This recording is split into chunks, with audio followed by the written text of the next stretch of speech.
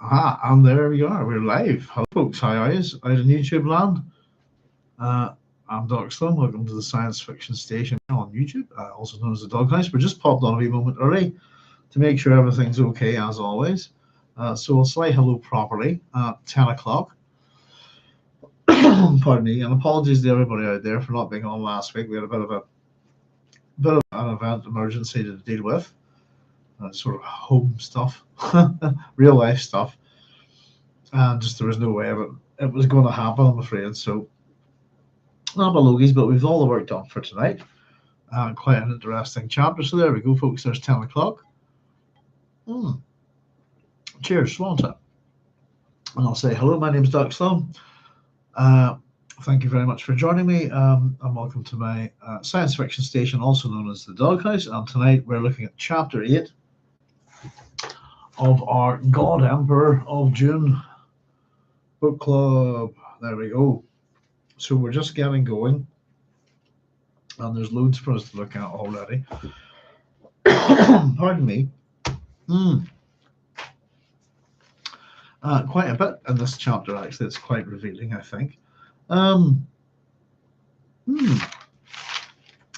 something, by the way, today that I just I noticed and thought I would mention. We can maybe have a wee look at it later in relation to the Ix, the wonderful world of Ix.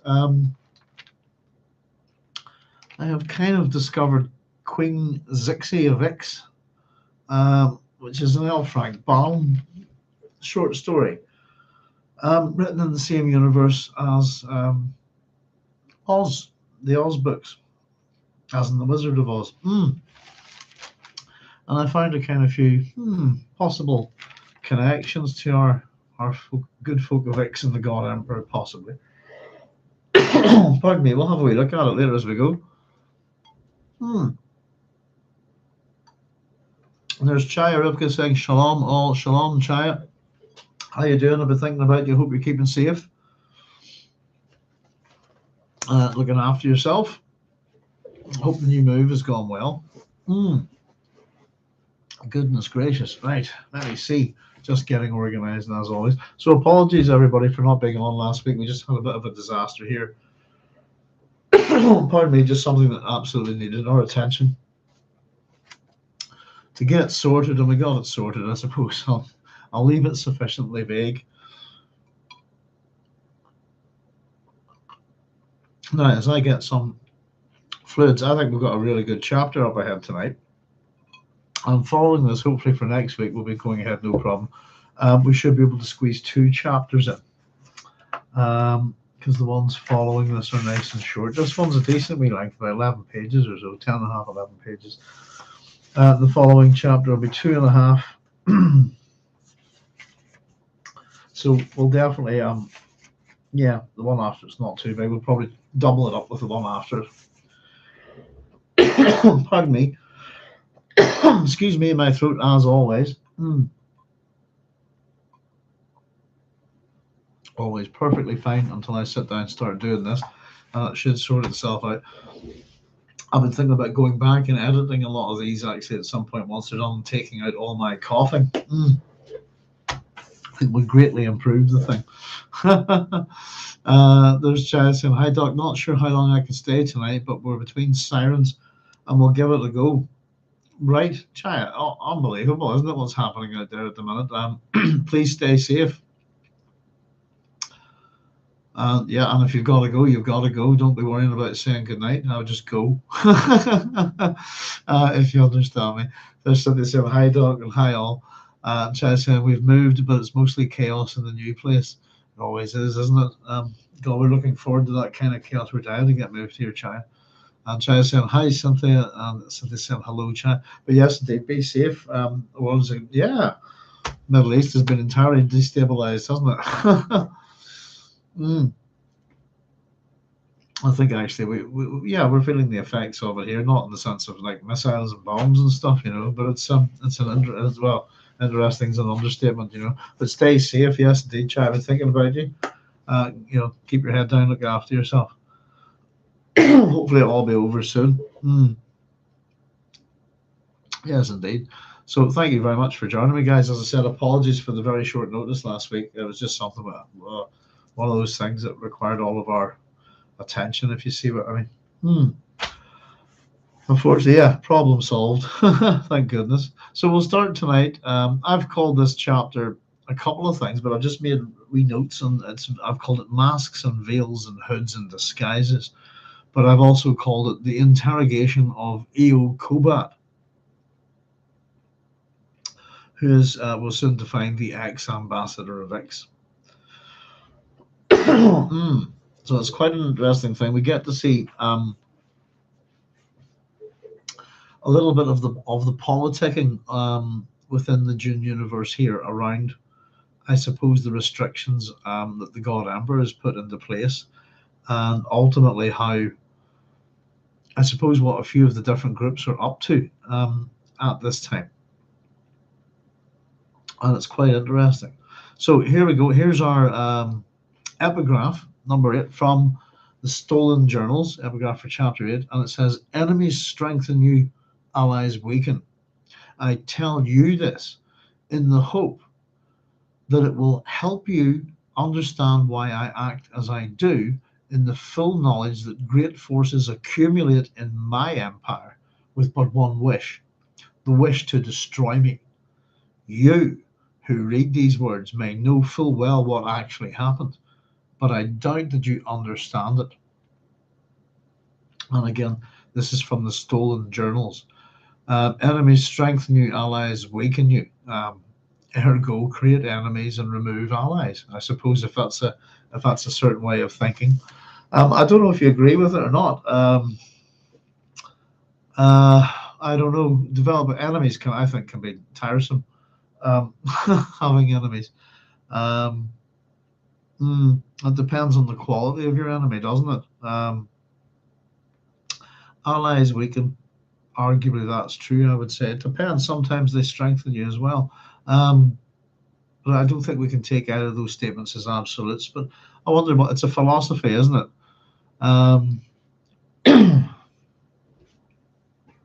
Of course, the best way to destroy your enemies, as they say, is to make friends with them. That's the easiest way to destroy your enemies, is to make friends with them. But enemies strengthen your allies weaken. What's this about? He's telling us this in the hope that he understands why he does what he does, basically. And that everybody's out to destroy him. So you again, from the point of this is taken from the Stolen Journals, which are going to be discussed in this chapter, all the way down to to the future where they're actually going to be read.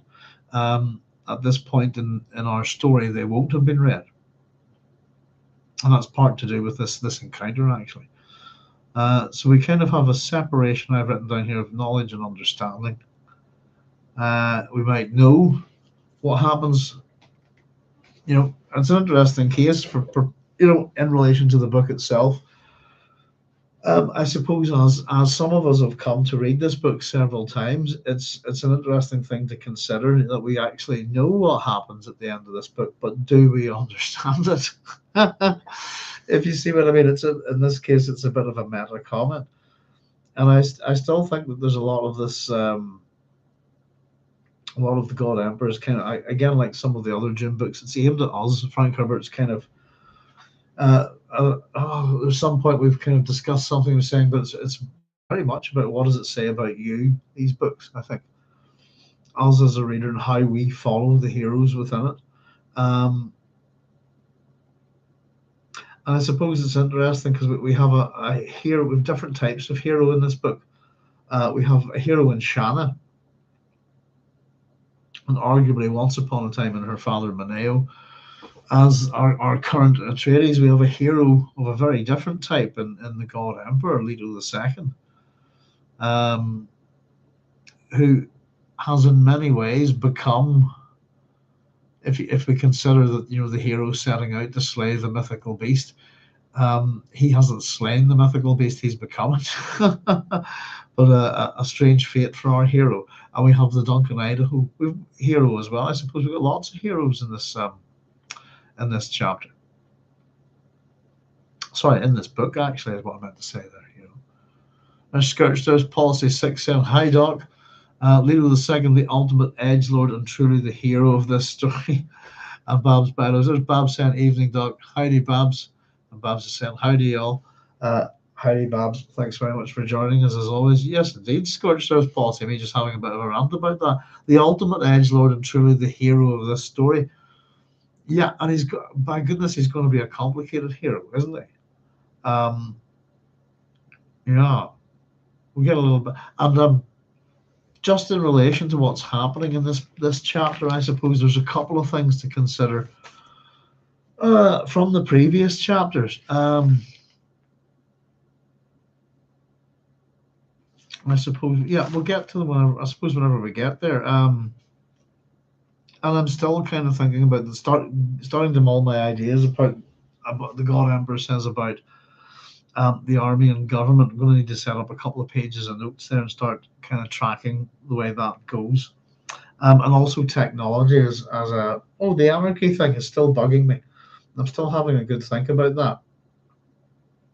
We might have a little bit of a sartorial comparison here to the Duncan Idaho in the previous chapter. We've also had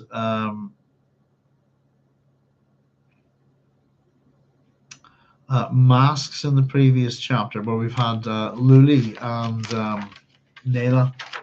What is it they're called? They're wearing Sibis hoods or Kibis hoods. Kibis hoods, I think, is the right pronunciation of that. The masked woman had a blocky, powerful body. Again, these masks kind of thing. This thing's going to follow on in this chapter. So masks, veils, hoods, disguises, and is there any real point of them, So they said even Maneo was a rebel in his time, so Leto fine-tunes his enemies into better allies in time. Very good. Yes, I suppose creation nurturing these Atreides. Where are we? Just in relation to that. Let me see.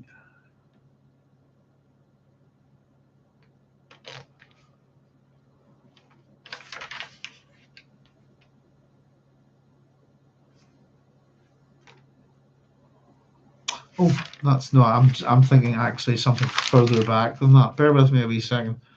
Where are we? Previous chapter.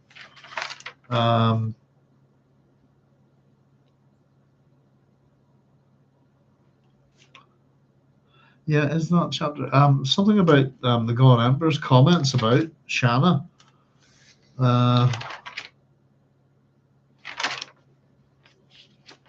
From just as he's cultivating them, I think we're going to get a little bit more of that here, actually, from Shanna herself in this chapter.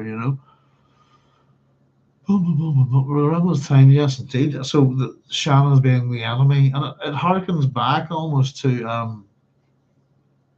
Paul Atreides, my mother is my enemy, this kind of thing. If his mother is his enemy, does she become his ultimate ally? This idea, So here we go, folks. Let's get cracking. The ceremony of showing, by which the rebels began their meetings, dragged on interminably for Shanna. She sat in the front row and looked everywhere but at Topri, who was conducting the ceremony only a few paces away. This room in the service burrows beneath On was one they had never used before, but it was so like all of their other meeting places that it could have been used as a standard model. And we get her thoughts here. Rebel meeting room class B, she thought. It was officially designated as a storage chamber, and the fixed glow globes could not be tuned away from their blank white glaring. The room was about 30 paces long and slightly less in width. It could be reached only through a labyrinthine series of similar chambers, one of which was conveniently stocked with a supply of stiff folding chairs intended for the small sleeping chambers of the service personnel.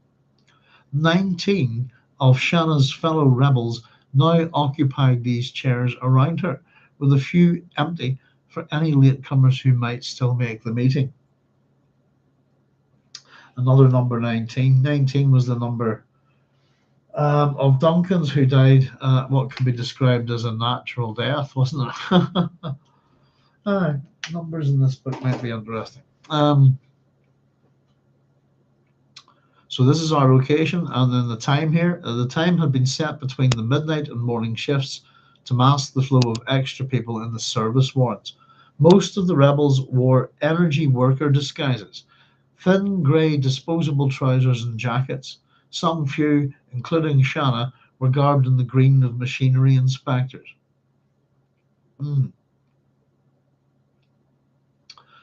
Grey disposable trousers, jackets, some of it green.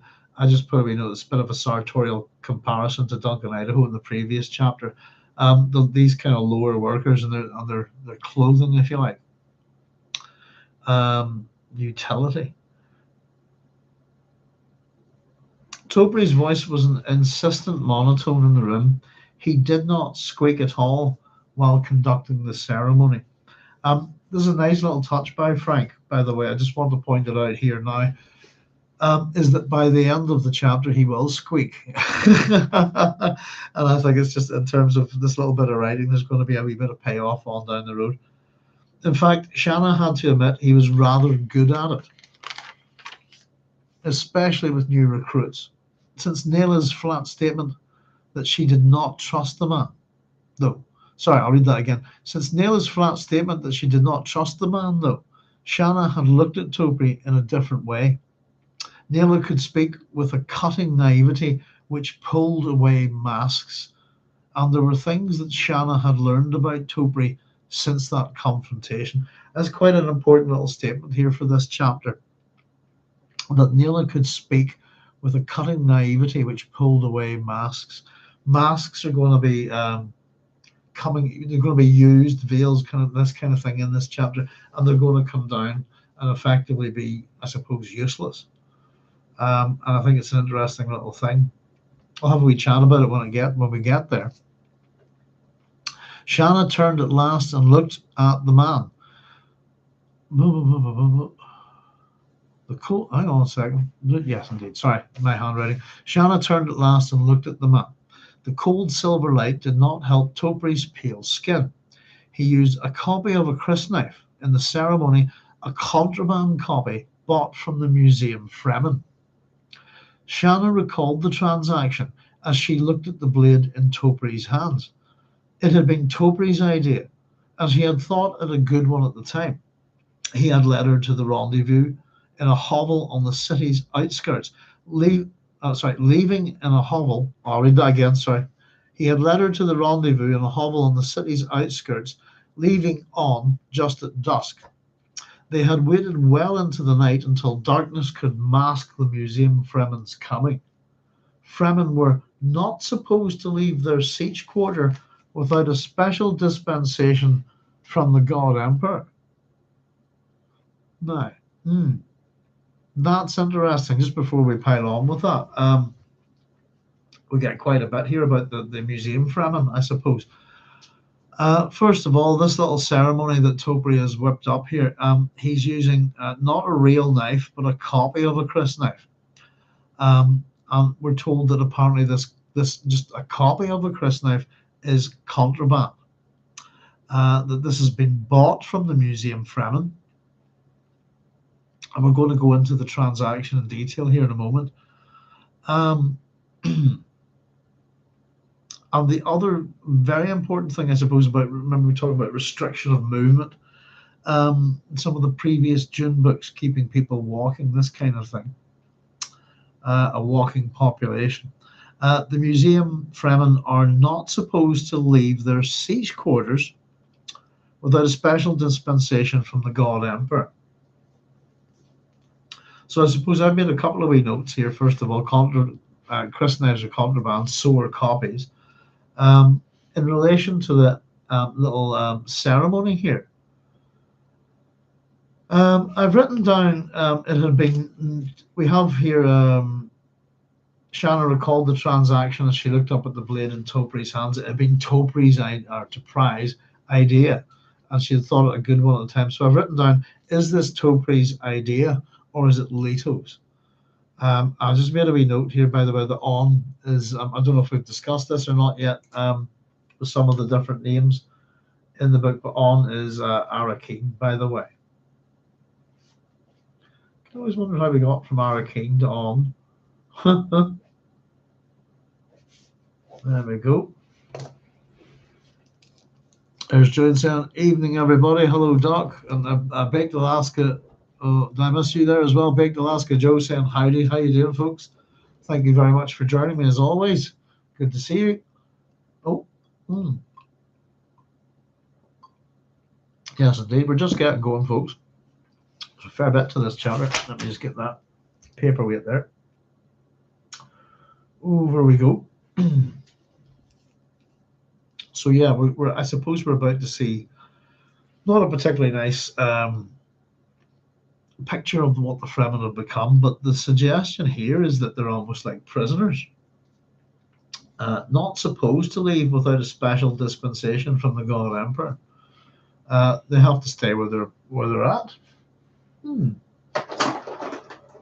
That sounds suspiciously like being in a, I don't know, it sounds a bit like a concentration camp or internment or a prison. Take your pick. I don't know. Zoo. Actually, as well. I think we could go with all of those. It doesn't bode well for us, does it? And it must be a bit of a shock to us as readers here, going, what's happened to the Fremen? And pull the treaties, they got all the promises of the Fremen, as this is what they've become. This is pretty bad. I'd argue it's pretty depressing. She had almost given up on them when the Fremen arrived. So this is on with the rendezvous.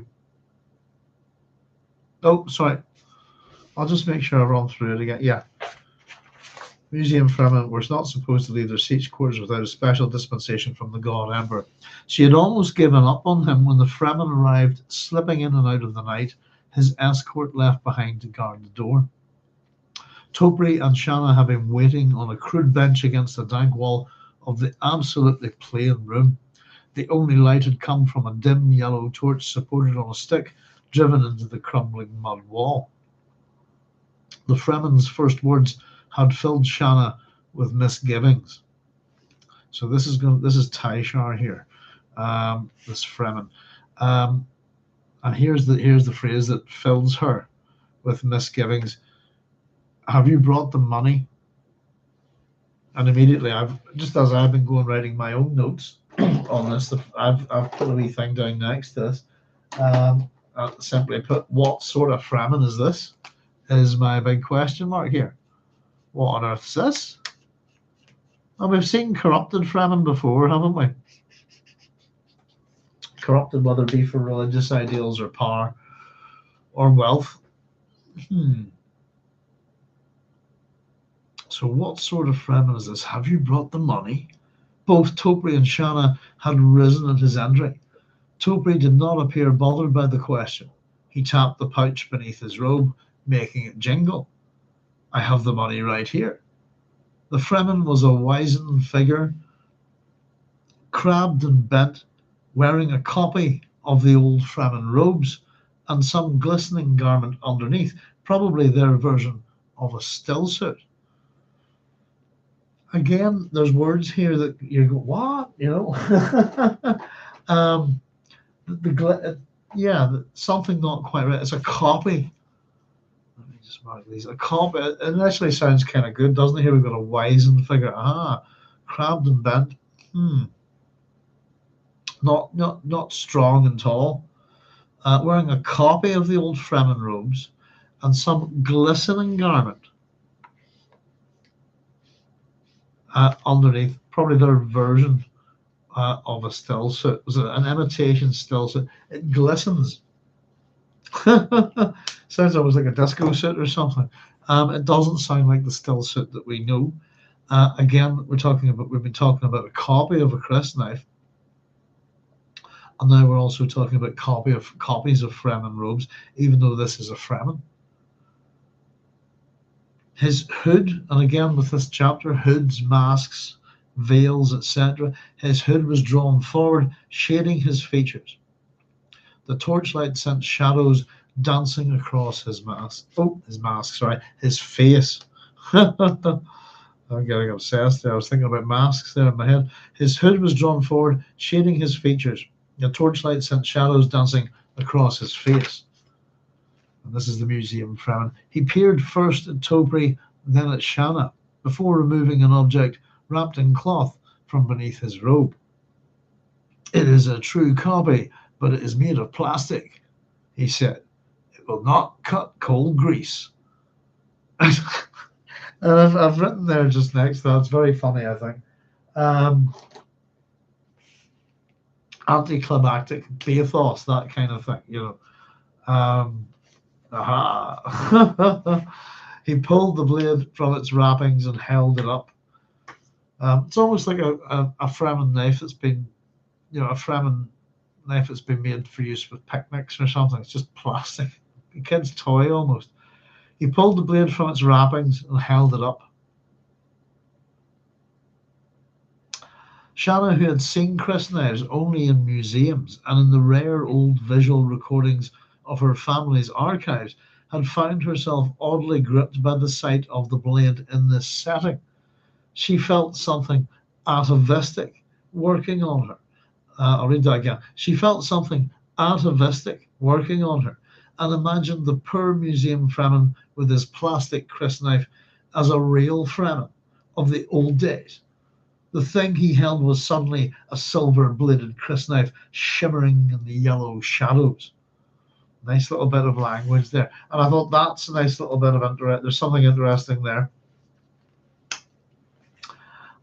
Is that how working on her and imagine, this is her imagination kicking in as a real Fremen of the old days. I'm kind of wondering about this. Is it some kind of other memory? Perhaps. The thing he held was a silver-bladed crysknife shimmering in the yellow shadows. Is it just a visualization of this thing? Sorry, I'll stop pulling this highlighter right. There we go. Now, atavistic's a great word. I'm sure if you've been with us for a wee while, you've heard us use it before. I use the term atavistic retardation or retarded atavism, if you like, in relation to some aspects of Northern Ireland society. And here we get it here. So atavis is a Latin word and it essentially means your ancestors, your forefathers, your great grandfathers, that kind of thing. I believe it's in relation to 5 generations back. Great grandfathers or something like that. So to be atavistic is to be like your grandfather, to be like your ancestors. Being beyond, avis being the word for grandfather. Istic's your English kind of suffix there, isn't it? In biology, it can relate to, I think we've mentioned this before, species of plants, etc., things that revert to previous traits. And I've written next to this Northern Ireland as well. So atavistic essentially means to be like your ancestors. I tend to add the term in as to slow your own development. Again and again, to be like your ancestors. That will be atavistic retardation, that kind of thing. So it's a very good word. Something atavistic working on her as imagine the poor museum Fremen with his plastic crysknife. It creates in her imagination something like one of this man's ancestors and how he might wield the real thing. And there's sympathy here for this, at least verbally, or linguistically, this poor museum Fremen with his plastic crysknife. There's pity there, isn't there? It's all a bit pathetic.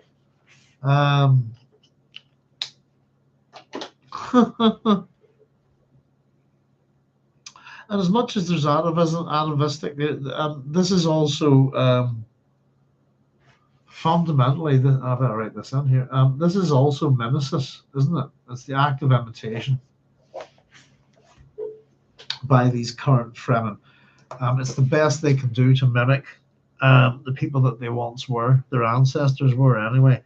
And that's what this is. They're atavistic, they're mimics. They're pretending to be Fremen. And it's for the Wonga now, isn't it? It's for the money. Doo-doo-doo. Scorched Earth Politics says Leto II treated the Atreides bloodline post takeover of the breeding program like they were just a product, but the disservice to the Fremen is the one time I really question if Leto II was on the path. Golden path, that is. Yes, indeed. There's Carlos Cosell saying, "Hey, Doc, guys. Hello from Mexico. Greetings, Carlos. How you doing? I always define atavistic as throwback." Not necessarily. It depends on your society, but it's atavistic for me would be to, be like your ancestors, like your grandfathers, if you like. So it's very much what we have here, I suppose, the celebration of particular events from hundreds of years ago that people, it's not they're not kind of reenactments. It's kind of possession and ownership of those cultures, if you like, without moving forward. It is a form of looking back, throwback. But particular things, I suppose it's looking back to a time that's seen as being better. Would that make it kind of uchronic, I suppose, like a uchronia, a good time, something to do with a good time, possibly as opposed to a good place. Depends where your ancestors are from. It's an interesting thing. As much we do have, there's things like ancestor worship in quite a lot of countries, even some modern countries. Japan would have had a lot of kind of ancestor worship, wouldn't it? I'd imagine that. I think it still goes on today. Rome, the Romans, that kind of thing, well into that. It's a thing, I suppose, but it's not. Let's change ourselves in the now and be like them. And as a weird thing here, it's as is in this country, it's generally done for a cultural victory, if you like, that we can keep having this victory over and over again. It's the dream of who you perceive your people were to be once upon a time, and then the desire to be like that. So this Fremen here, what's modern Arrakis really like under Leto II here? And this guy, I'd imagine, possibly if you didn't complain too much and you're working on Arrakis, you might have a good life. As long as you don't bug the God Emperor too much, you'll have a steady job, good money, probably easier access to melange on Arrakis than anywhere else. Why live as your ancestor did 3,500 years ago? It's an interesting question, and think about it really in these terms. If for example, if I lived as my ancestors, from 3,500 years ago, we're talking 1500 BC. Goodbye iron. Welcome to the Bronze Age. This kind of thing. Why would you want to? Why?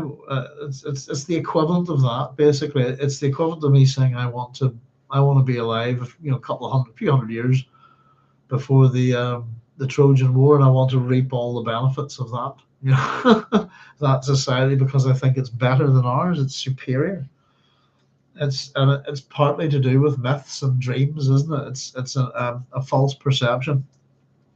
It's not a correct reality. And again, we get this kind of discussion with the historians within Dune as well. So there we go. Atavistic, very interesting word. And I think this is certainly the museum Fremen are an exploration of that. But yeah, who did this to them? How did they get to this state?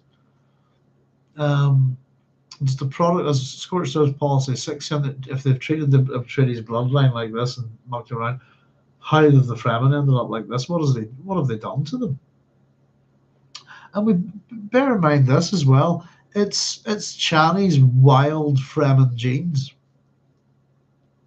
that give that are responsible in many ways for Leto II and Galima. And what's the Fremen? Is that it? We've got the contribution from the Fremen gene pool, and we don't need them anymore. But it seems that everything they were promised by the Atreides has not come to pass. And who knows? Maybe this is a small group of them. What's happened to the rest of them? Are they dead? Has their population been considerably reduced by Leto II? Either way, the Fremen I know up until now, I suppose the one character that we can associate with the Fremen the most is Stilgar. We should look to Stilgar, I think, as a comparison, even just briefly. To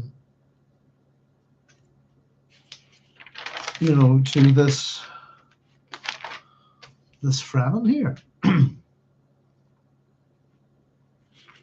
Right, where are we? Sorry, we slowed up there.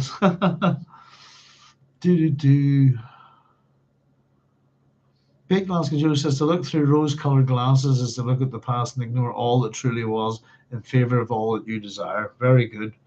And don't forget the like button, says Big Glasgow Joe. And Ryan Scar says, cheers, everybody. Hi, Ryan. How you doing? Thanks very much for joining us. Yeah, there's something very pitiable. I don't know. It's not, certainly as a reader, if we're jumping into this for the first time, yes, we've jumped a far way ahead from Children of Dune, but how we're looking at the Fremen should be a real shock. I'm used to this. I've known what's happened to them. I suppose it's no surprise for me. But for somebody reading this the first time, it's like, what? This is what's become of Stilgar and his people. Is that they've been, his ancestors have been reduced to this.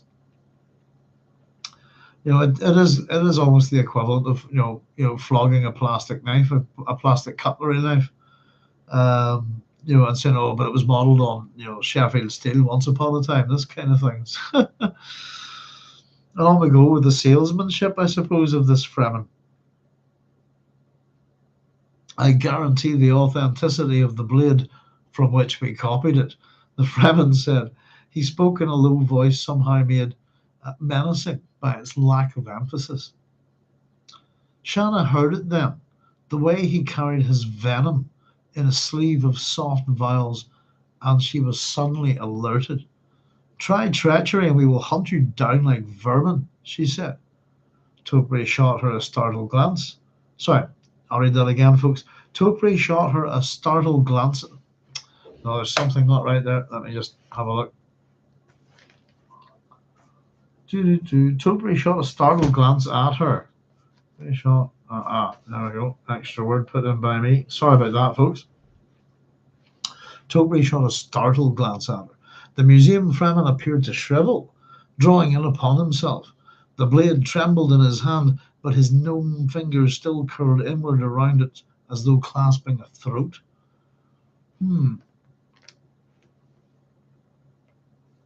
Yeah, I'd like to have a wee look at that, actually. Sorry, bear with me, just noticed something I want to remind me of. Treachery, lady? Oh, no. But it occurred to us that we asked too little for this copy. Poor as it is, making it and selling it this way puts us in dreadful peril. So we didn't ask enough cash. Oh dear, they're really interested in the money. Shanna glared at him, thinking of the old Fremen words from the oral history. Once you acquire a marketplace, I'll read that again. Once you acquire a marketplace soul, the Suk is the totality of existence. Suk's a term we know quite well from Dune. I'll read it. Read out our stuff on Suk in a wee bit. In fact, I'll just do it now. Why not? Oh, goodness gracious me. Just bear with me, folks. Our heating's out, so I'm sitting in here with a wee house fire. And I'm switching between hot and cold. Suk.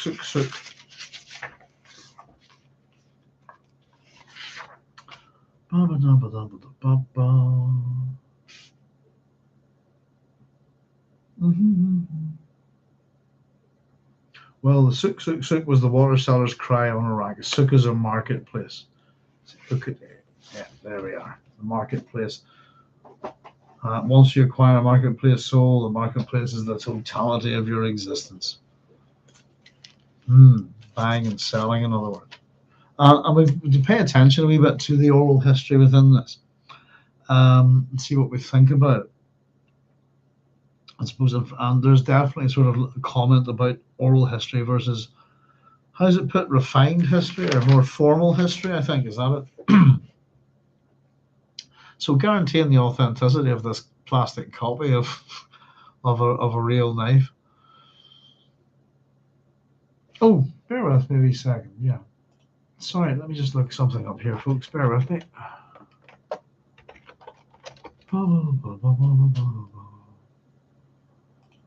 Yeah.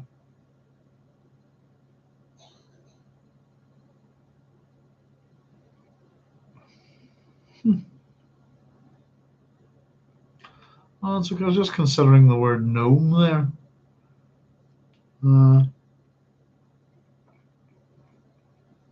Its meaning, just having a wee quick nosy here, but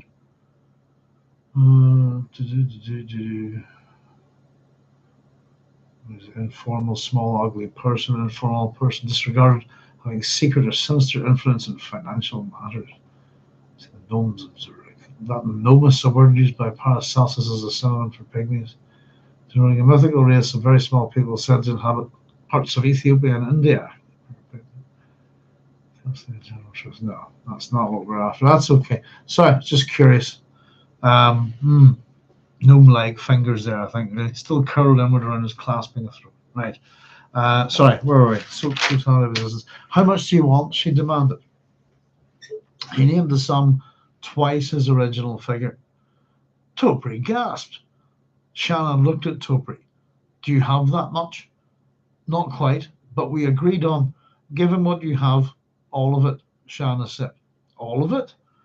Isn't that what I said? Every coin in that bag.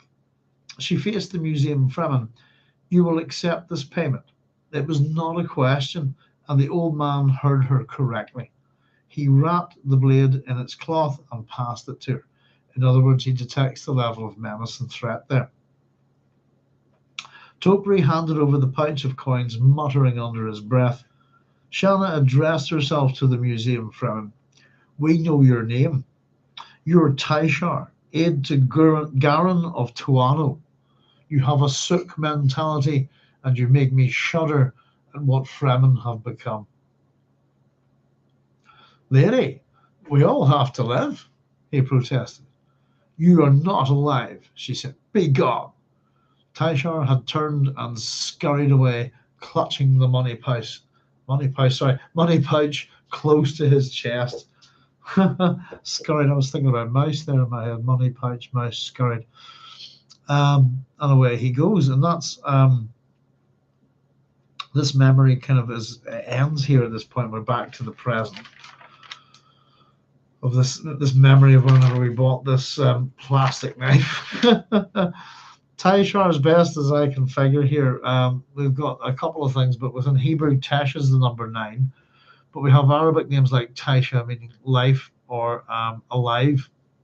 It's the same word, but just minus the R.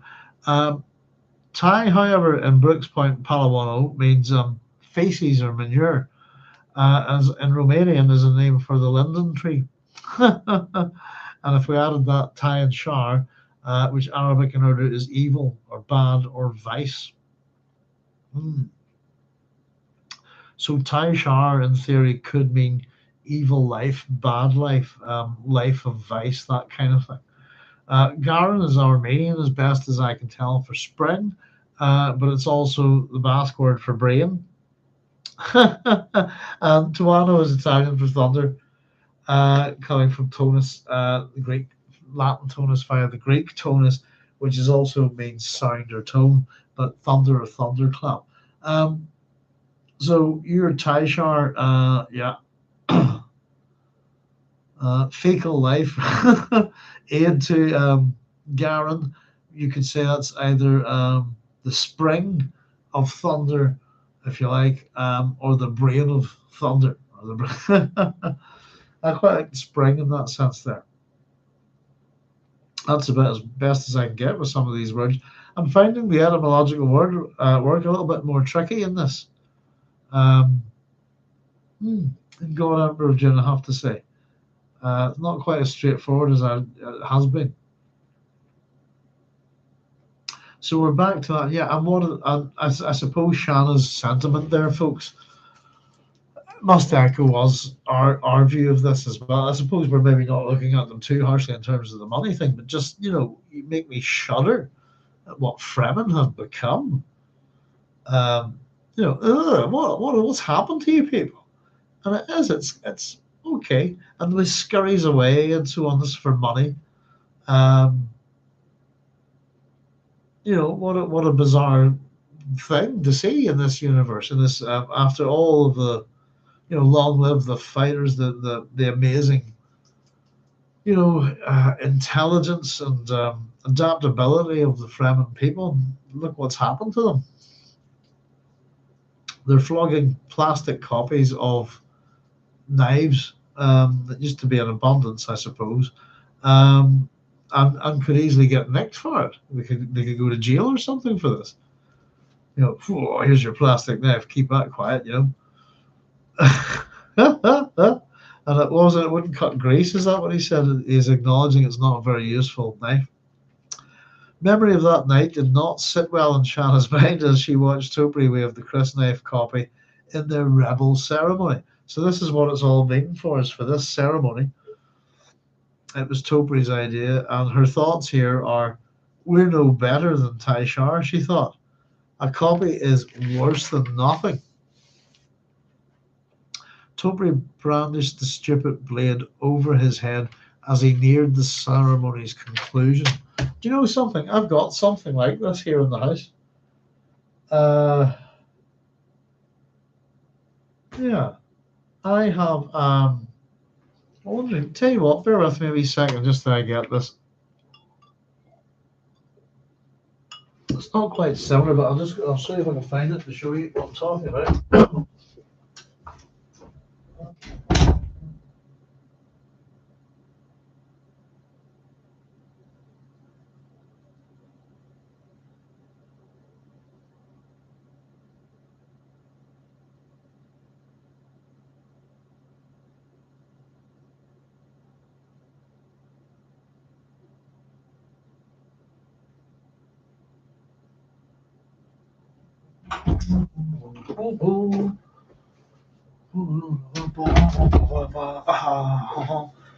Oh, behold. Aha, something from World War II. Just to explain what this is, somebody gave this to me. People do tend to do things like that, thinking I would be interested. As you can see, it's a very cheaply made wakizashi. There we are. Very little Japanese short sword. And what it is actually, I did a wee bit of investigation on it, and I wouldn't be able to show the markings on. I don't know if I could get some of them close to the camera.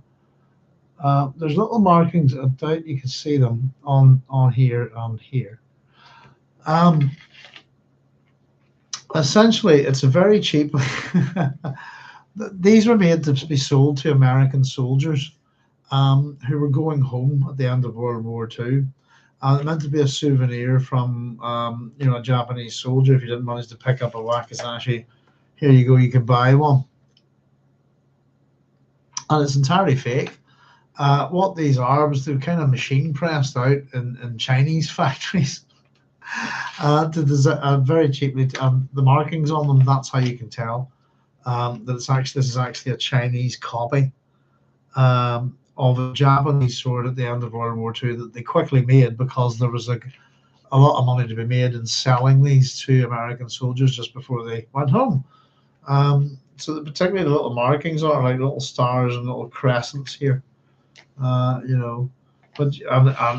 it is itself very cheap metal. It's iron with brass is and almost like bits of it's a very, very cheaply made thing, and that's what that is. There you go. Not the real thing at all. Mass produced very quickly by the Chinese to sell to American GIs before they went home, and so a lot of them bought those thinking that they were real Japanese swords, and they're not. They're Chinese swords. they're copies. So there you go. Somebody gave that to me. I don't know really what to do with it, to be all honest. But I did a bit of research on it. So it's almost something similar, like it's not quite the same. It's not plastic after all, you know. But you get things like that, you know. So they said perhaps the old Fremen needed the sandworms, a symbiotic relationship. When the worms died, the Fremen people faded. Wacky, says Big Alaska Joe. Yes, indeed. Yeah, it's a good point. Again, the Fremen's relationship with the world itself, the land, the spice, all of it interconnected.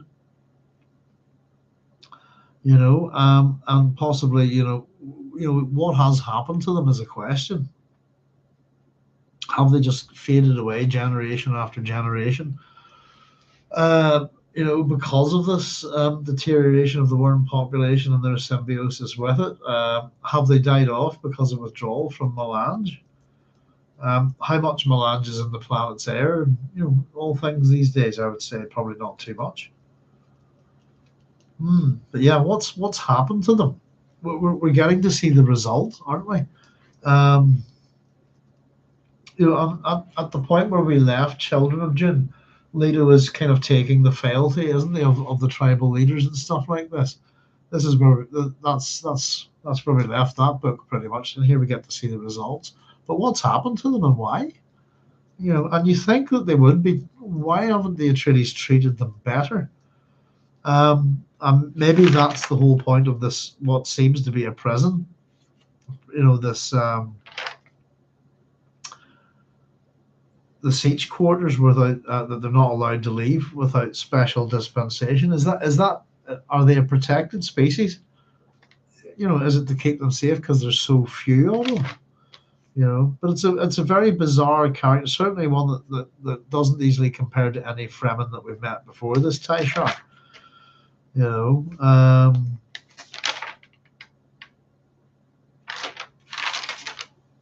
And what is it we're told he's aide to Garen of Tuano? Sounds like he's an aide to whoever Garen of Tuano is, possibly some kind of siege leader, a naib possibly by the sounds of it. So he sounds quite important. And again, how many sieges are there? Is it just the one? Maybe a couple? Who knows? So coffee is worse than nothing.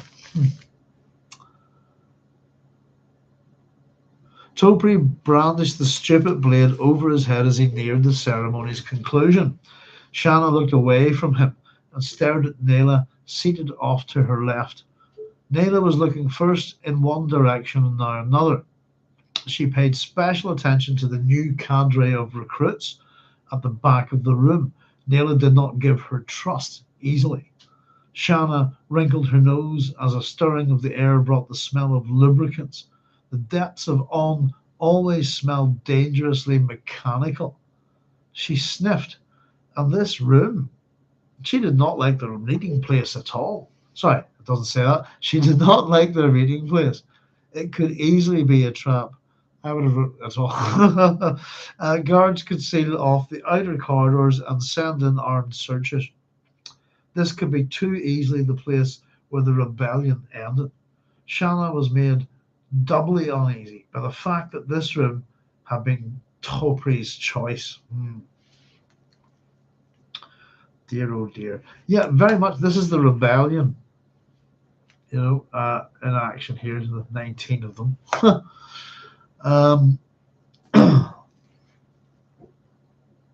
I think the rebellion don't do too well in this book, do they?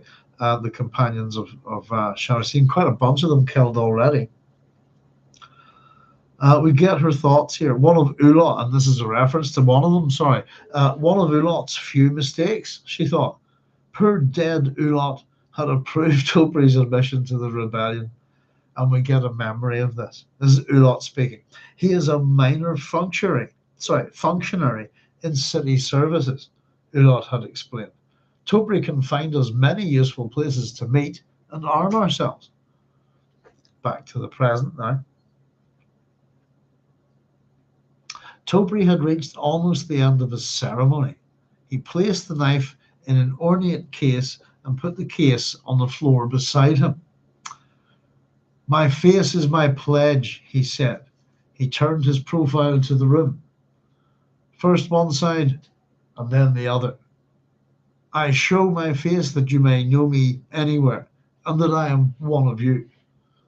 And Shanna's thoughts are here. Stupid ceremony, Shanna thought. Stupid. Here's my face. You may know me, But she dared not break the pattern of it. And when Topri pulled a black gauze mask from a pocket and placed it over his head, she took out her own mask and donned it. Everyone in the room did the same thing. There was a stirring around the room now. Most of the people had been alerted that Topri had brought a special visitor. She was anxious to see this visitor. So they've all put on masks. Topri moved to the room's one door. There was a clattering bustle as everyone stood, and the chairs were folded and stacked against the wall opposite the door. At a signal from Shanna, Topri tapped 3 times on the door panel, waited for a 2 count, then tapped 4 times. The door opened, and a tall man in a dark brown official singlet slipped into the room. He wore no mask. His face open for all of them to see, thin and imperious with a narrow mouth, a skinny blade of a nose, dark brown eyes deeply set under bushy brows. It was a face recognized by most of the room's occupants. "My friends," Topri said, "I present Iyo Kobat, ambassador from X." "Ex-ambassador," Kobat said. His voice was guttural and tightly controlled. He took a position with his back to the wall, facing the masked people in the room. "I have this day received orders from the God Emperor to... I'll say that again. I have this day received orders from the God Emperor to leave Arrakis in disgrace." "Why?" Shanna snapped the question at him without formality. Kobat jerked his head around, a quick movement which fixed his gaze on her masked face. "There has been an attempt on the God Emperor's life. He traced the weapon to me." Shanna's companions opened a space between her and the ex-ambassador, clearly signaling that they deferred to her. "Then why didn't he kill you?" she demanded. "I think he is telling me that I am not worth killing. There is also the fact that he uses me now to carry a message to X." "What message?" Shanna moved through the cleared space to stop within 2 paces of Kobat. She recognized the sexual alertness in him as he studied her body.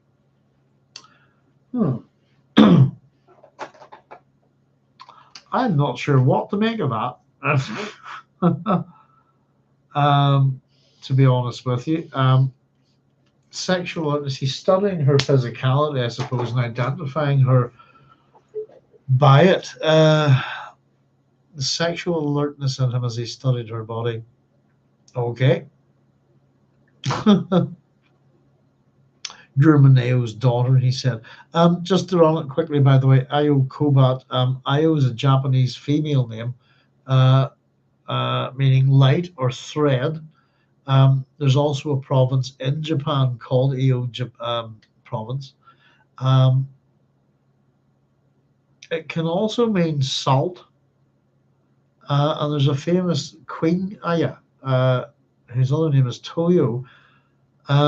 I've also tricky one. Kobat I've got in the Koreo language means war. And also in the Malagasy language it means war. And I've also written here that there are absolutely tons of meanings for it. I must have looked them up. Queen Iyo.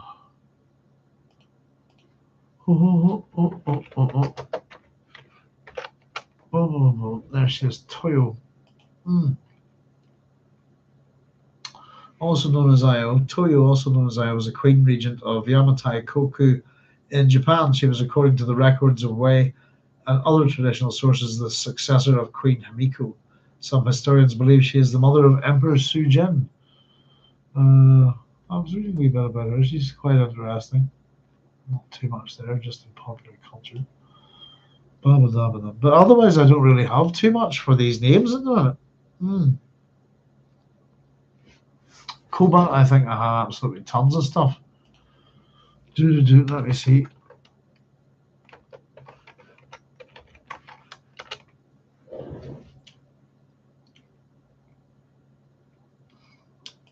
What have we got? Slovenian, Slavic origin derived from Kobalid AC. Kobat, actually, meaning to walk or roll along awkwardly, or kobol, a stride. Occupational Italian influence, maybe linked to the Italian cavallo horse. Let's see. Derivative of personal name. It can be a pet form of Koba, which is a short form of the personal name Jacob or Jakob, a variant of Kabat. Etymology of cobalt, similar sound. This is just the AI thing here. While cobalt is usually a surname, the similar spelled mineral name cobalt originates from the German kobold, which is a goblin. Cobalt.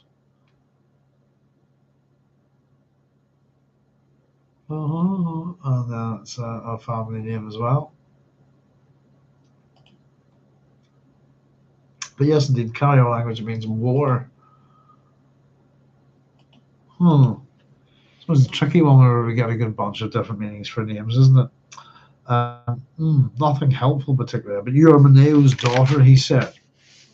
I'll just catch up with your comments and get some fluids, folks, as I turn the page.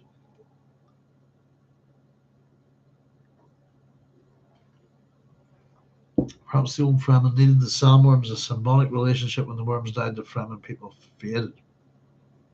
Why you bake? Alaska Joe says, "Oh, we're getting the radio drama version. Nice." I've always wanted to be a Foley artist, or I'd love to do it for a day, if you know what I mean. Some kind of, what a great job.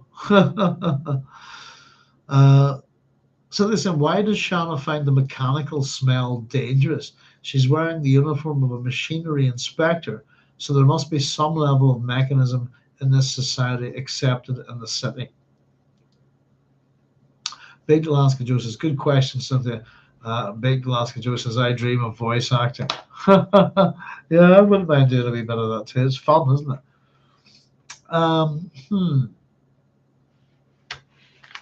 That's a good question. All right, let's have a wee look. That was to do with their uniforms, wasn't it? Back there a wee bit. Everyone, all right. Blah, blah, blah, blah. It was green. Coloured in green. Long fingers, cold, maybe. Pardon me.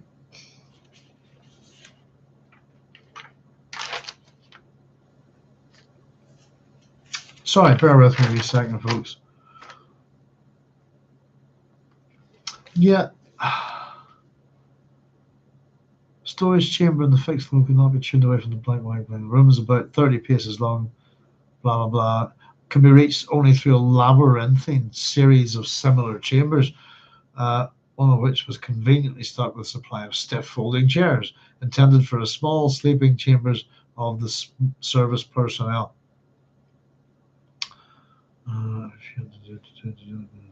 Midnight morning shifts to master the flow of extra people in the service warrens.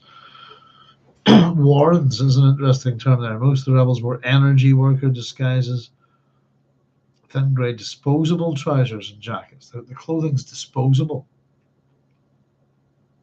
Some few, including Ch08, were garbed in the green of machinery inspectors. Yes, indeed. Machines, energy. And the scale of these buildings and stuff as well. I think, we forget about it sometimes that the Atreides built how big these things were. Everybody needs fed, it's this kind of thing. So, yeah, machinery, there must be some level of mechanism in this society accepted in the city. I would say so, but probably not the thinking machine kind of type mechanism. As there always have been machines in this society. Even the bizarre thing, if you think about the prescriptions of the Butlerian Jihad, for example, on thinking machines. But the whole point is, what would you have used such a thing for? We're going to find out within this chapter. Probably to fly spaceships. So people go around in spaceships and have hover cars and things like this, ground cars. Machinery. There's always a level of technology here, but it's about ones that think, I suppose.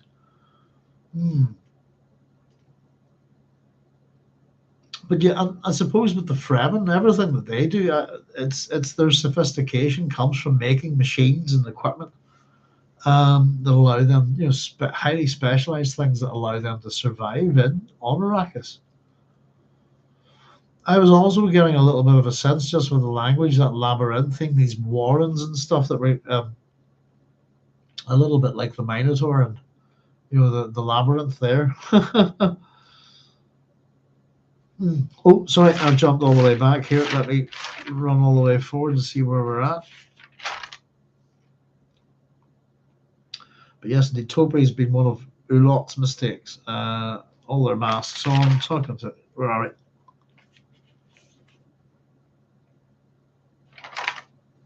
Yes, you're Maneo's daughter, he said. Right, sorry, folks, there we are. Soundless tension exploded across the room. Why did he reveal that he recognized her? Who else did he recognize here? Kobat did not appear the fool. Why had he done this? Your body, your voice, and your manner are well known here and on, he said. That mask is foolishness. She ripped the mask from her head and smiled at him. I agree. Now answer my question. Yeah, something like this happened to me when I was a kid. Two guys from our school decided to dress up as terrorists and pick up a couple of bats and go and attack a bunch of kids in the estate. And they wore balaclavas to disguise their identities. And one of the guys was very, very tall, had very large protruding ears. I think he was the tallest guy in the school, and his ears very protruding. And the other guy was the smallest guy in the school. And you put the two of them together, and no amount of balaclavas or camouflage gear or anything disguised the fact that we all knew who they were. This kind of reminds me of that. It just didn't do the job of hiding the features. So your body, your voice, and your manner are well known here and on. He said that mask is foolishness. She ripped the mask from her head and smiled at him. I agree. Now answer my question. So I've just written here, Shanna, foolishness here, a full question mark. And also I've written underneath that, she is studied by foreign embassies. And it's also very quickly reminded me that the failure of masks here, that in particular this thing that's meant to give an advantage over this person, that's meant to conceal an identity, it's failed. I've written a wee thing that it sort of reminded me on things like the broken swords and things like Beowulf. The likes of the weapon failing the hero. Here's this great mask that's rubbish. I agree, it doesn't do any good, but it's failed its purpose here. The mask is foolishness. She agrees. Now answer my question. So I've just made a wee scribble here. It kind of reminded me on things like Beowulf. A sword, the failure of hunting, for example, that kind of thing. Shanna heard Nayla move up close on her left. The two more aides chosen by Nayla came up beside her. Sorry, I've written a bit there twice. Just fix that. All right. Lots of wee notes in this chapter. Yep, sorry. Shanna saw the moment of realization come over Kobat. It's Kobat, sorry, that was me again. I think like Korba or something there. His death, if he failed to satisfy her demands. His voice did not lose its tight control, but he spoke slower, choosing his words more carefully. The God Emperor has told me that he knows about an agreement between X and the Guild. We are attempting to make a mechanical amplifier of those Guild navigational talents which presently rely on melange. Now, a couple of things here just as we're going through it. I suppose what's said is not actually what's meant, I think.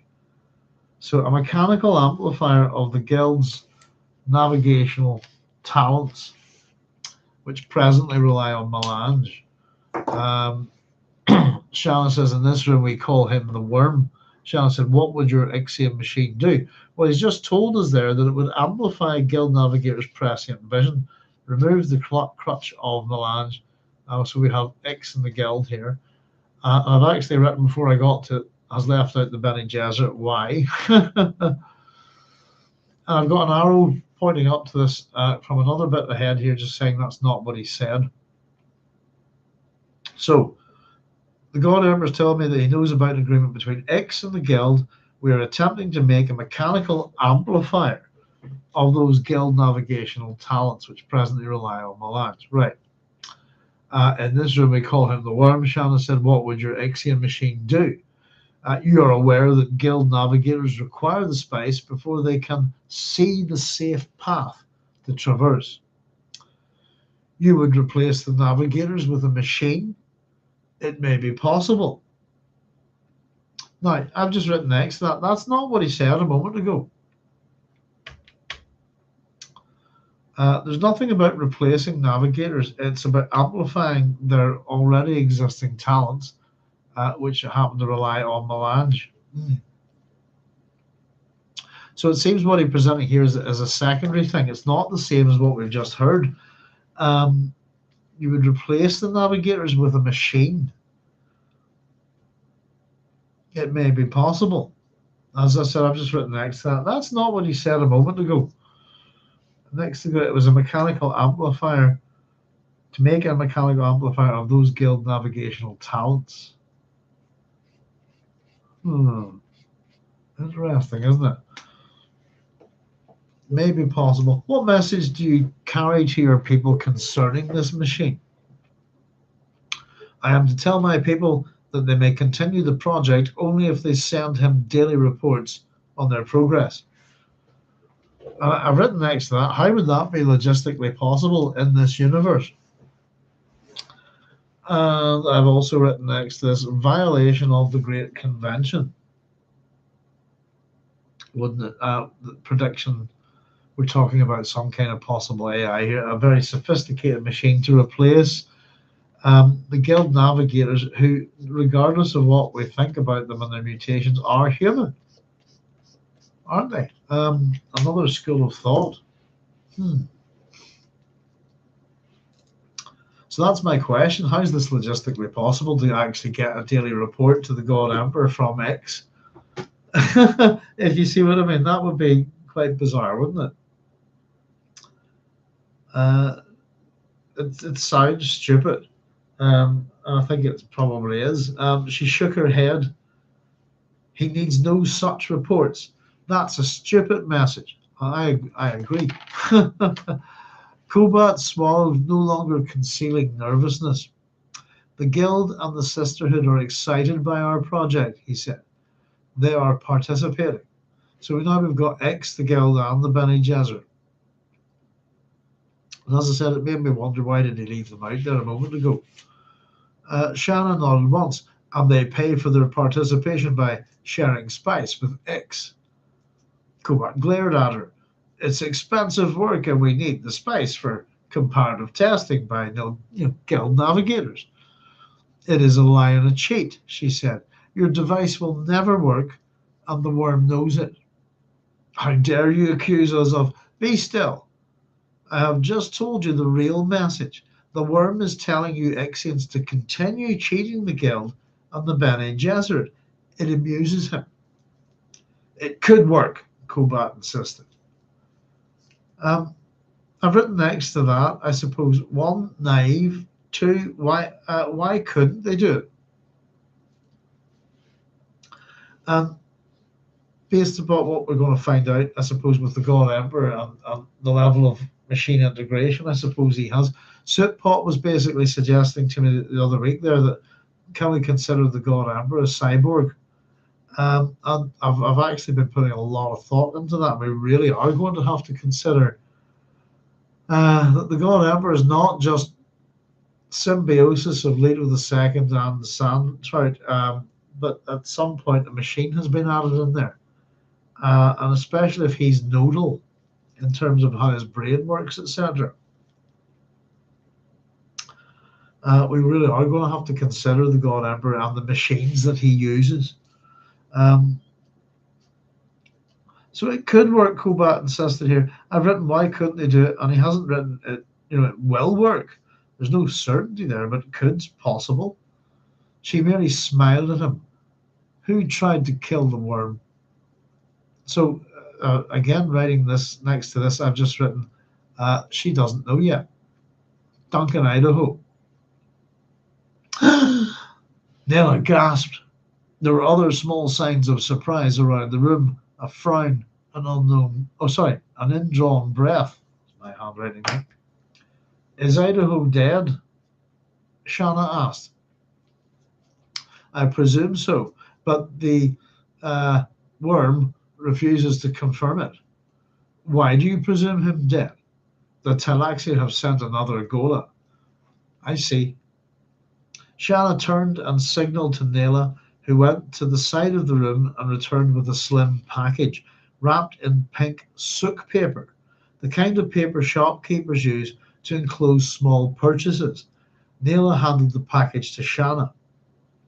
This is the price of our silence, Shanna said, extending the package to Kobat. This is why Topri was permitted to bring you here tonight.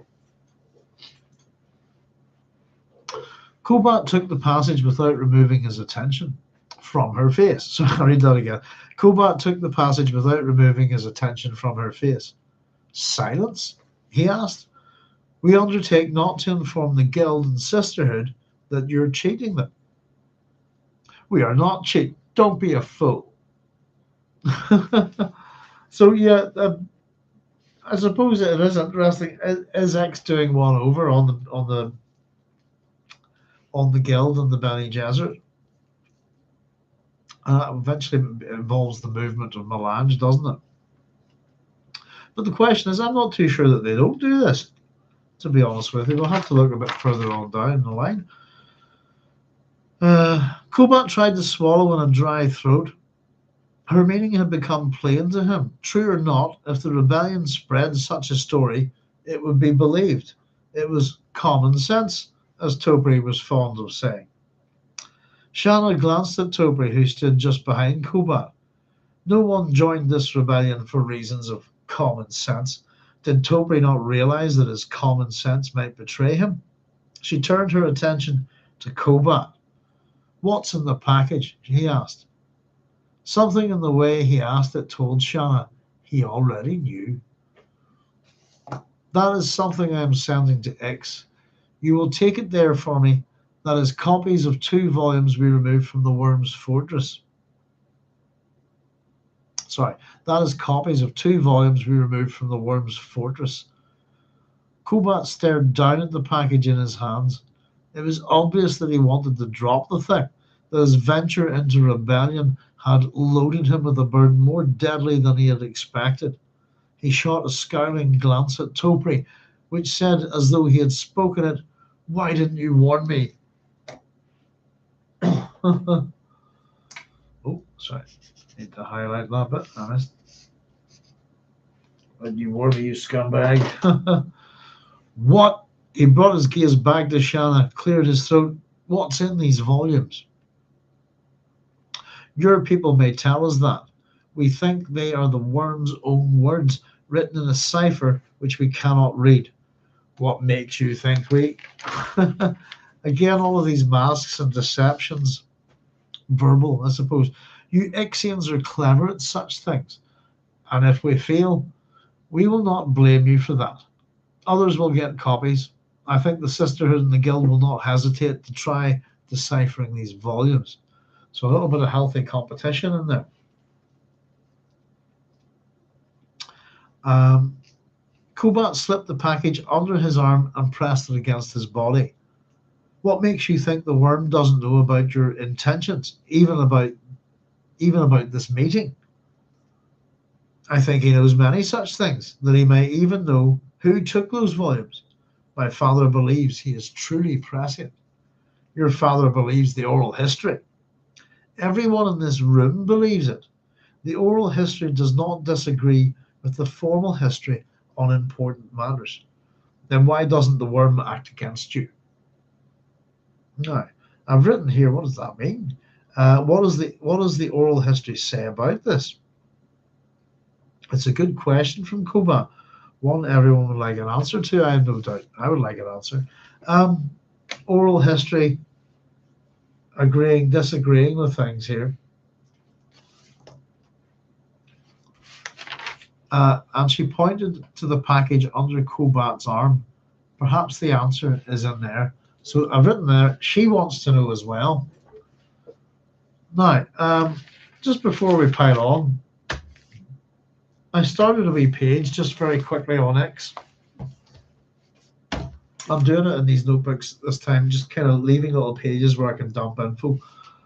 Ninth planet of its star system, X number 9, Roman numerals, supreme in machine culture. We will find out that there's a secret Ixian core outside the Empire, and that they do indeed violate the Great Convention. We're going to see the arrival of no chambers, no ships, the Hwi Noree. And I was kind of wondering about, is there an Oz, a Wizard of Oz reference here? So I've just what I scribbled down today in relation to X, because I've been thinking about golden paths, and lo and behold, in the Oz we've got a yellow brick road. But we have a character called Queen Ch08 of X by L. Frank Baum, is one of his stories published in 1905.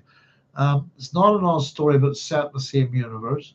And there's actually a 1914 film called The Magic Cloak of Oz, written and produced by L. Frank Baum, which is a movie version of it. It's directed by J. Farrell MacDonald. See Wiki. But just to let you know that there's a ruler of X there. She's described as a witch queen. She appears in the fifth Oz book as Queen Ch08. But also that we've got a Queen Luli, and we have a Luli in this, who's the queen that rules the forest of Burzee, makes magic cloaks. And not only that, we also have Noland, whose king is dead. Eventually become the new king is King Bud and Princess Fluff. How do we look through synopsis of some of the things there? But yeah, we've got, by an amazing coincidence, I suppose, we've got X, Luli, and Noland. We've got X, Lily, and no globes, no spheres here in this. And I just thought, I really don't know too much about the Oz universe. A wee bit, but not a lot. But yeah, just having a wee look at X today made me go, Gordon Bennett. That's a bit of a coincidence, isn't it? Queen Ch08 of X, Zixi. Do check it out, folks, and I believe it's public domain. If anybody's into the Wizard of Oz, that kind of thing. Ch08 of X could be just, not Ox, sorry. X, apologies. Could be just an amazing coincidence, but there you go.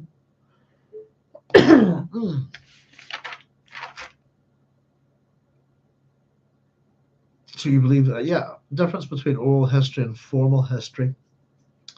Etc. We've had a few wee chats about this kind of stuff.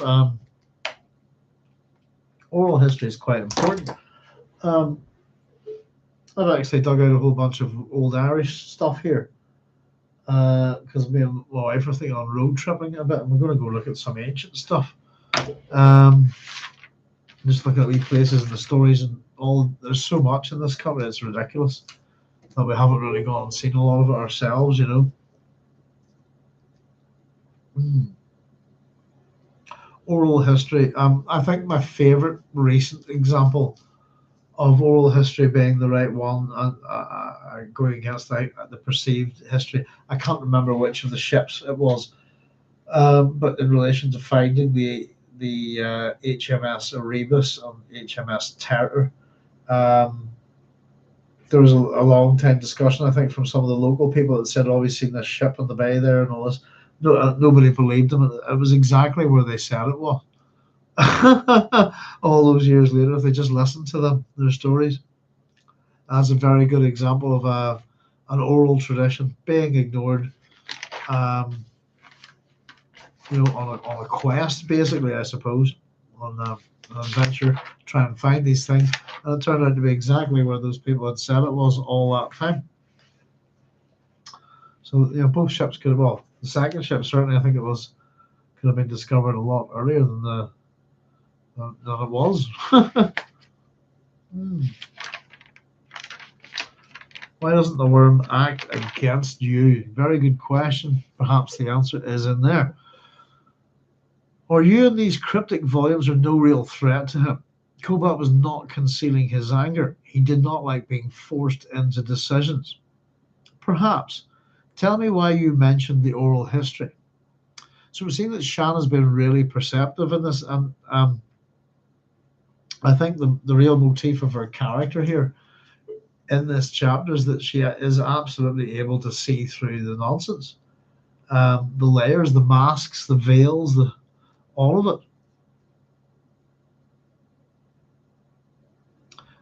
it. Tell me why you mentioned the oral history. Once more, Kobat heard the menace. It says the worm is incapable of human emotions. That is not the reason, she said. You will get one more chance to tell me the reason. Now, just very quickly, I've also scribbled that down, just I suppose paradoxically, so that if that is the oral history, that is it true? Is Leto II incapable of feeling human emotions? And we're going to find out, I suppose, from his journals and his interactions here. I don't think he's incapable of feeling emotions, but the question that becomes, are they human anymore? Are Leto's emotions just the same as human emotions? Does it matter? Or is he faking it?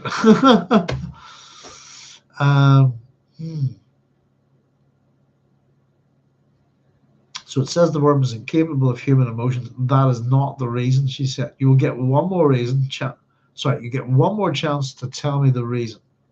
Nayla moved 2 steps closer to Kobat. I was told to review the oral history before coming here. That your people, he shrugged, that we chanted? Yes. Who told you this? Kobat swallowed, cast a fearful glance at Topri, then back to Siona. It really does just gives it away, doesn't it? Both of them not very good at this. Though I think Kobat's a lot better at it than Topri. Topri? Siona asked. I thought it would help him to understand us, Topri said. Now, I've written next to that, by the way, that's not a denial, is it? Which is probably safer for him. And also, by the way, who told you this? Kobat swallowed, cast a fearful glance at Topri, then back to Siona, but he doesn't say his name. He doesn't out him here. Topri, Siona asked, and Topri jumps in. I thought it would help me to understand this. So I just written next to that he didn't actually, Kobat didn't actually say so. Despite the glance, it's Topri who gives himself away. And he has been caught, so probably not denying it, trying to play the innocent is probably the safest thing for him here. I thought it would help him to understand, as Topri said, and you told him the name of your leader, Siona said. He already knew. Topri's voice had found its squeak. There we go. And that's the nice little bit of payoff, I think, for that, right? Just from earlier on at the start of the chapter there. Topri's voice was an insistent monotone, and he did not squeak at all while conducting the ceremony. He's quite happy in his wee religious kind of ceremonial role, isn't it? He already knew. Topri's voice had found its squeak. What particular parts of the oral history were you told to review? The Atreides line. And now you think you know why people joined me in rebellion. The oral history tells us exactly how he treats everyone in the Atreides line, Kobat said. He gives us a little rope and then he hauls us in, Siona asked. Her voice was deceptively flat. That's what he did with your own father, Kobat said. And now he's letting me play at rebellion. I'm just a messenger, Kobat said. If you kill me, who will carry your message? Or the message of the worm, Siona said. Kobat remained silent. Hmm. Good effect here. Kobat remained silent. I do not think you understand the oral history, Siona said. I think also you do not know the worm very well, nor do you understand his messages. I'm just a messenger. If you kill me, who will carry your message? That kind of thing. Uh, Messengers need beware, I generally think. And the one, I suppose, the Persian messengers to the Spartans and the Athenians, you know, you know the one from 300. I'm sure you know, for the gift of was it water and earth and water? Was it the Persian? The Spartans put them down a well, and it said the Athenians threw them in a ditch and told them you'll find what you're looking for down there. And so that the fact that they were messengers didn't protect them at all.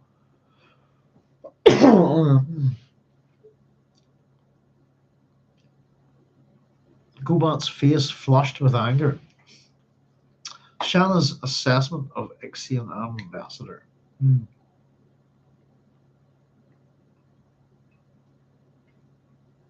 Sorry, my throat was getting tickly there, folks. So that is her assessment of him, isn't it? I don't think you understand the oral history. I think you don't understand the worm very well. You don't know the worm at all, and you don't understand his message. And he's angry here. What's to prevent you from becoming all the What's to prevent you from becoming like all the rest of the Atreides? A nice, obedient part of Kobat broke off, aware suddenly of what anger had made him say. So I need to be careful here. Just another recruit for the worm's inner circle, Siona said. Just like the Duncan Idahos. She turned and looked at Nayla. The two aides, Anouk and Taw, became suddenly alert, but Nayla remained impassive. I'm going to take a wee quick break here, folks. I'm just bunged up a wee bit. I'm just going to top up my juice. It's a good wee place to stop. We've not too much further to go. So just bear with me a wee second. I'll be right back. Oh,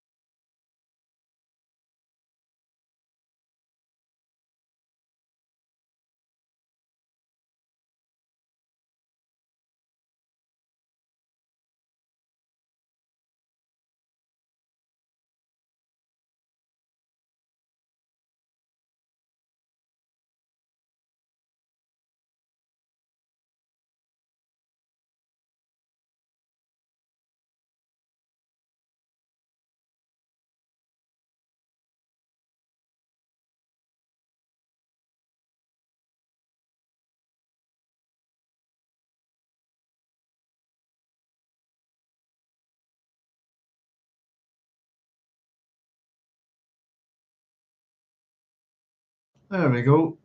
I was just testing out the mute button just before I left there because I've used the one on the microphone a couple of times lately and it's not been working.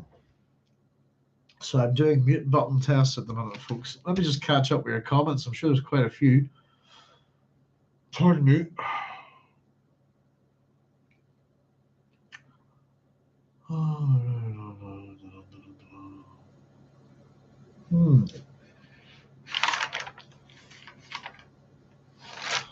Just quickly looking at that. Why did she find the smell dangerous?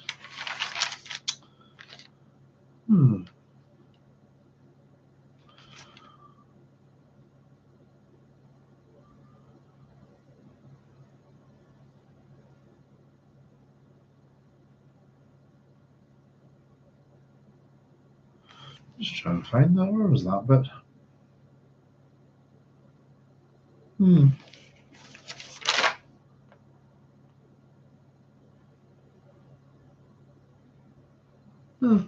It's a good question anyway. Oh, so they were saying, why did the previous question was, how do we look at why did she find the mechanical smell dangerous? Good question. So I dream of voice acting said a big Glasgow. So they said Shannon's bias against machinery makes her seem naive in this scene. In my honest opinion, she acts imperiously with insight, but we have no reason to think she is versed in the technologies of X Guild or Twi'leks. And again, with the God Emperor kind of controlling her upbringing and education, etc., and shaping her, how much does she know about certain things? You know, she's quite insightful here.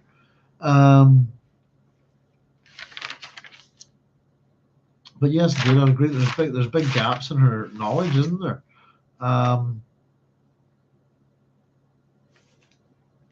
Almost, I think there's especially with the masks and things, there's a certain naivety with that, I think.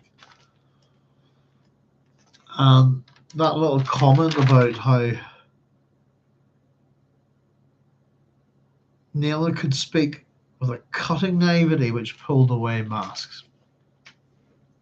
I think that's important too. Yeah, it's she's the revolutionary, isn't she? She's the person that will get all these people killed. She's the clear leader here, and she's an aristocrat. And it seems that certainly what we've been told by Kobat, according to the oral tradition, the oral history, is that they get special treatment. That it's a typical thing. It's part of their almost like a training program. That they're chucked out, let rebel a wee bit, and then they're reeled in. And again, I suppose we've asked the question: what on earth has happened to the Fremen? What also on earth has happened to the Atreides? And does this happen to them over and over and over again?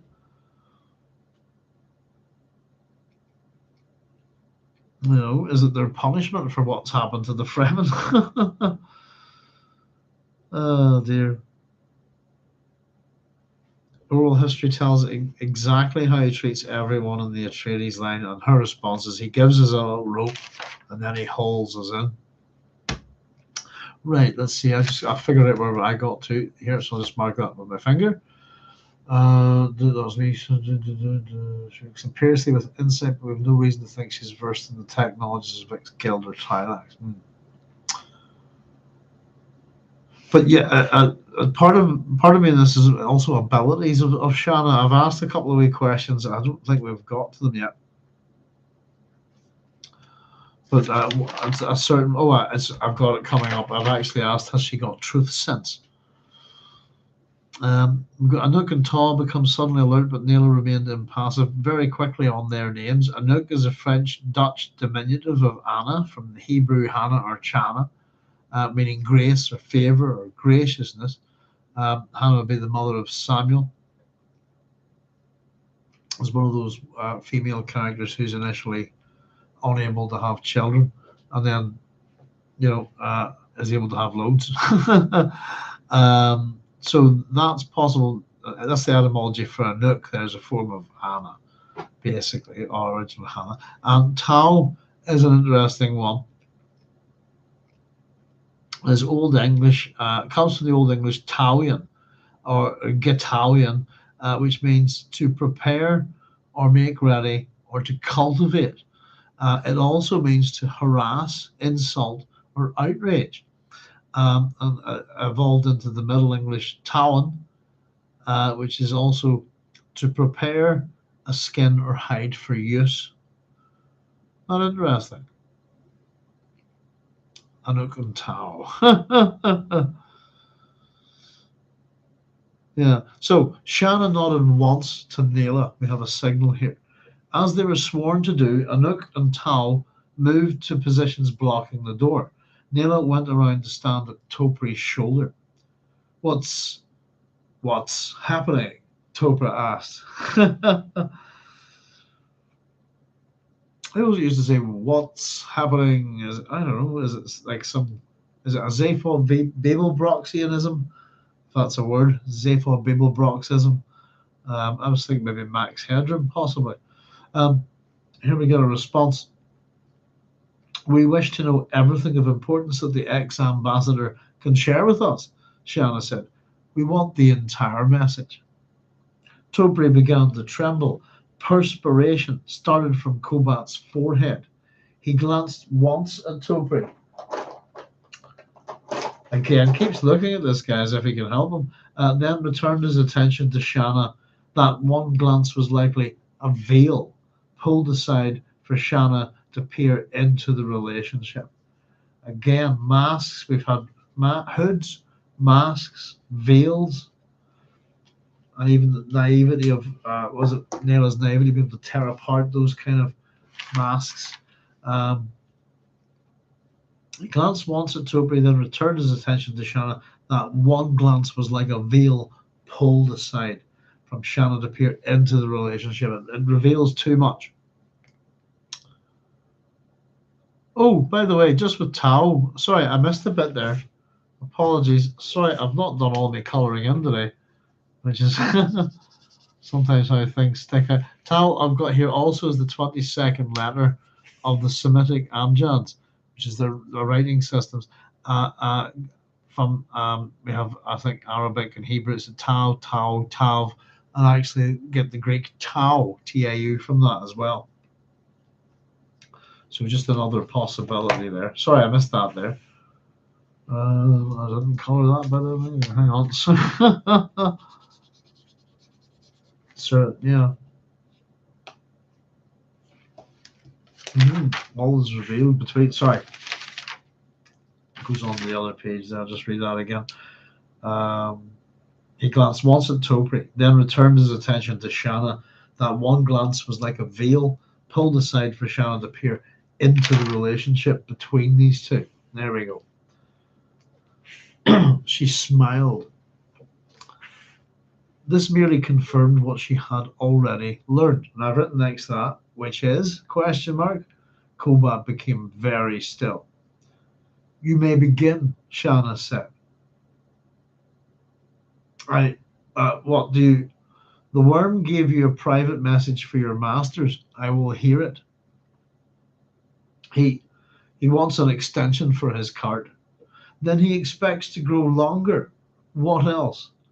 Now, right there, I have written next to that, is that I think that's an incorrect conclusion. An assumption. What else? We are to send him a large supply of Rendulian crystal paper. For what purpose? He never explains his demands. This smacks of things he forbids to others, she said. He never forbids himself anything. Have you made forbidden toys for him? I don't know. And Shanna's thoughts here. He's lying. Oh. So in other words, if Shanna's correct, then he does know. She thought, sorry, I'll read that again. He's lying, she thought. But she chose not to pursue this. It was enough to know the existence of another chink in the worm's armor. So in other words, yes, X does make forbidden toys for the God Emperor. And Kobat does know. So that's the bit there, just where I've I've written next this, has Shanna got truth sense? Question mark. I've also written that Frank's using the British spelling of armor, which is nice to see. A letter R, or sorry, the letter U within the word armor. I don't know if that's why that is. Usually there are American spellings within these books. Oh, armor, harbor. Who will replace you? Shanna asked. They are sending a niece of Malky, Kobat said. You may remember that he. We remember Malky, she said. Why does a niece of Malky become the new ambassador? I don't know, but it was ordered even before the worm dismissed me. Her name, Hwi Noree. We will cultivate Hwi Noree, Shanna said. You're not worth cultivating. This Hwi Noree may be something else. When do you return to Ix? Immediately after the festival, the first guild ship. What will you tell your masters? About what? My message. They will do as you ask. I know. You may go, ex-ambassador Kobat. Yeah, I know there as makes me what Cynthia was saying there. She acts imperiously, more than with there is insight here as well, but that's that sense of I know. Yeah, it's the power of it, isn't it? Has she got truth sense? Was the major thing that I came out from that. It seems to be quite a good interrogator here. But you may go, ex-ambassador Kobat. Kobat almost collided with the door guards in his haste to leave. Topri made to follow him, but Nayla caught Topri's arm and held him. Topri swept a fearful glance across Nayla's muscular body, then looked at Shanna, who waited for the door to shut behind Kobat before speaking. Prudence, caution. Shanna, sorry, this is Shanna here. The message was not merely to the Ixians, but to us as well, she said. The worm challenges us and tells us the rules of combat. I like this little bit here. Topri tried to wrest his arm from Nayla's grip. What do you... Topri, Shanna said. I, too, can send a message. Tell my father to inform the worm that we accept. Let's tell my father, not the worm. Nayla released his arm. Topri rubbed the place where she had gripped him. Surely you don't. So he's still denying it here, isn't he? Oh goodness me! Sorry about that, folks. That made me jump.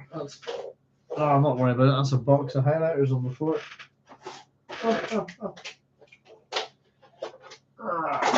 Wooden floor. Apologies. Apologies about that. That made me jump.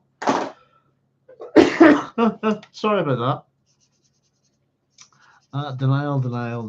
So he's still trying to say, no, I don't know anything, this kind of thing. I don't know what you're up to. I just made a silly mistake. Is kind of where he's still going with this. Tell my father, but of course he's Moneo's spy, isn't he?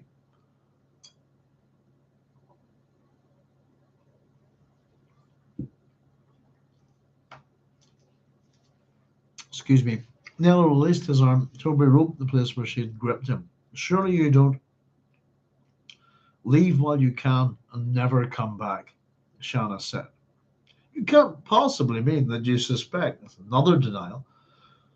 I told you to leave. You're clumsy, Topri. I have been in the fish speaker schools for most of my life. They taught me to recognize clumsiness. Kobat is leaving. What harm was there in it? Again, a third one. He not only knew me, he knew what I had stolen from the Citadel. But he did not know that I would send him that package to X with him. Sorry, did not know that I would send that package to X with him. Your actions have told me that the worm wants me to send those volumes to X. Topri backed away from Shanna toward the door. Anouk Umta opened a passage for him, swung the door wide. Opened the passage for him, swung swung the door wide. Is that right? Did I miss a word there? Bear with me. We're just right at the end. Pardon me.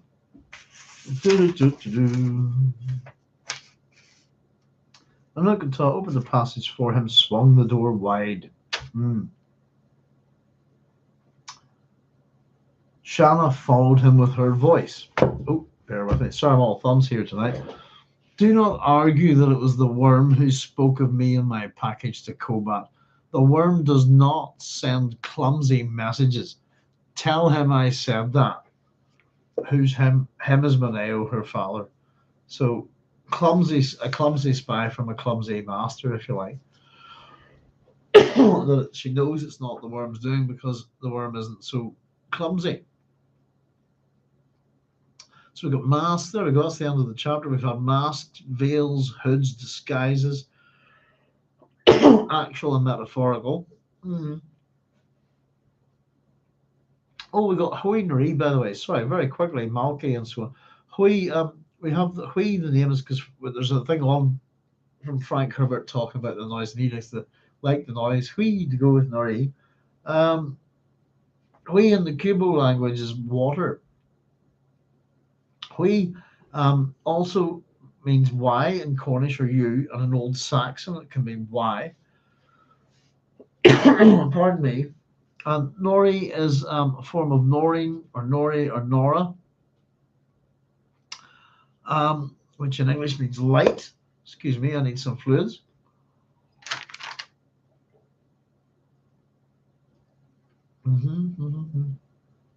English Hebrew also means light. Variants are Nora, Eleanor, for example, Nora and Eleanor, which mean light, bright, shining, etc.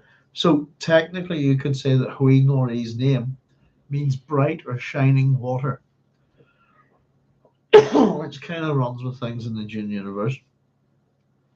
Malky, I believe, Hebrew Yiddish diminutive of Malka or Malka with an H, M-A-L-K-H, which means queen, from Melech, which means king, or it could be a diminutive of Malcolm. And you're going to like this one. I think this is an interesting one. Malky is Scottish slang, which means to slash or cut open with a razor.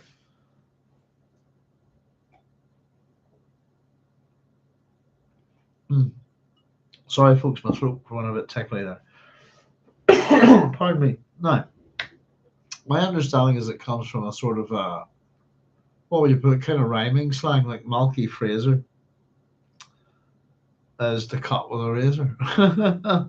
If you see what I mean. Oh, goodness. I've had some interesting encounters with Cockney rhyming slang over the years. It can also mean Malky, as in the verb, is to headbutt someone, to assault them, or to murder them. Like, I'm going to Malky you, pal. You know, that kind of thing. As a noun, then to have been Malkied is to have had a good kicking. You've received a good kicking or you've been murdered. So there you go. Some interesting names for Malky. And I've started a page on the fish speakers, just in terms of trying to figure out the source of that. I've scribbled down a little bit about salmon of knowledge. I've actually looked into this, the amount of fish deities, river deities, this kind of thing.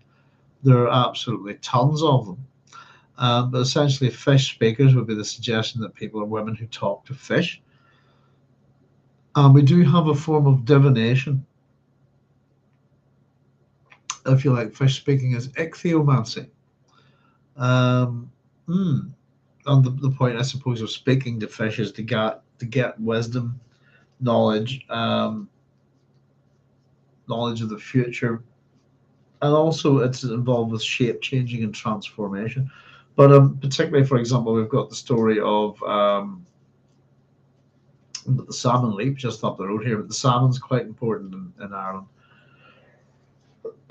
Pardon me. And you have things like the story of Finnegas and Finn McCool.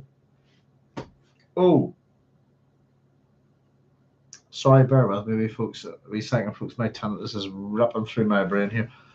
And I think I'll probably wrap up pretty quickly because of that. That's pretty. Oh dear, oh dear. So bear with me a moment. I'll just. I don't like to rush sort of at the end here, but that I'm kind of quite sore.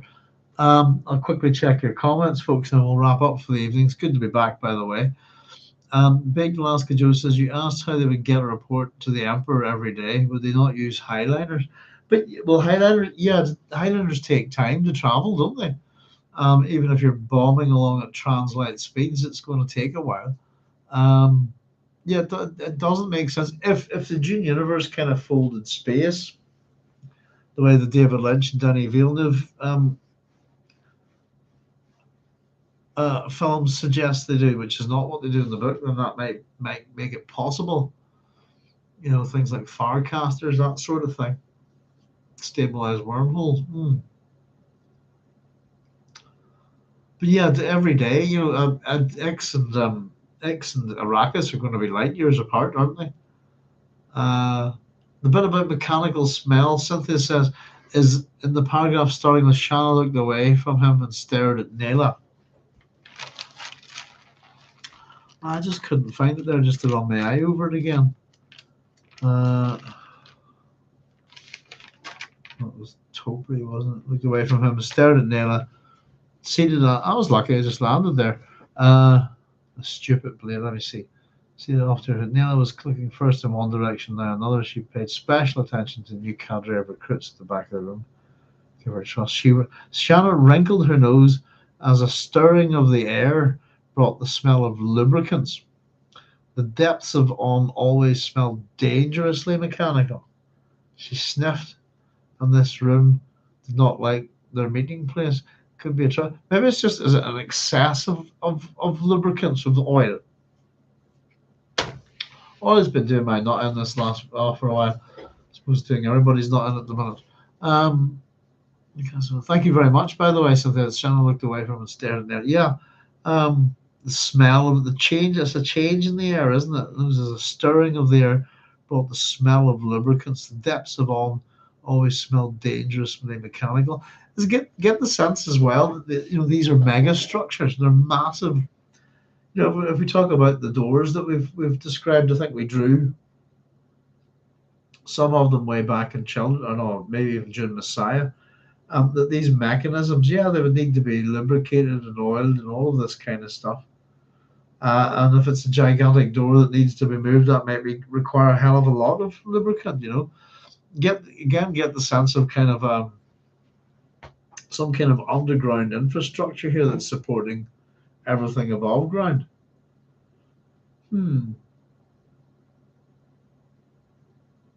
Yeah, thank you very much for that, Cynthia. No worries regarding the mechanical bias in Shanna. We'll see if this appears later on in the story. Perhaps later was put in an order for Hwi Noree, one of his forbidden toys. He knows the peril. Yes, indeed. I've got my head running on some stuff at the minute in relation to Hwi. And free, yeah, what is she?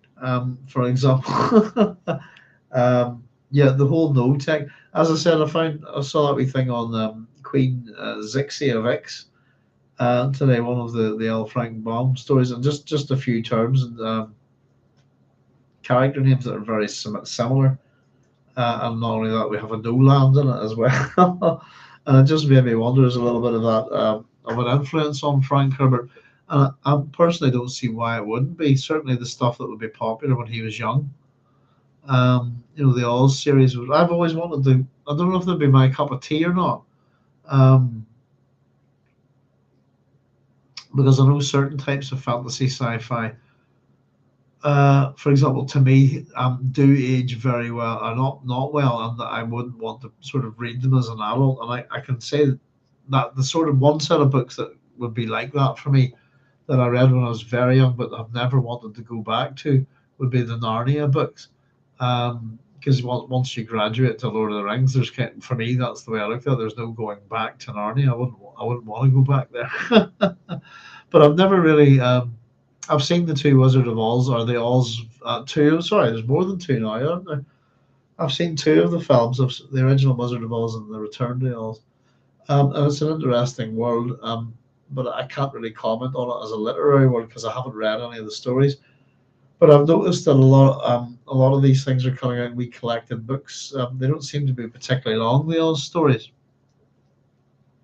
But yeah, there's been a couple of new movies, hasn't there, recently? I think I haven't seen them. Was there one just the Wizard? Was it on the Wizard of Oz or something like that? I don't know. Hmm.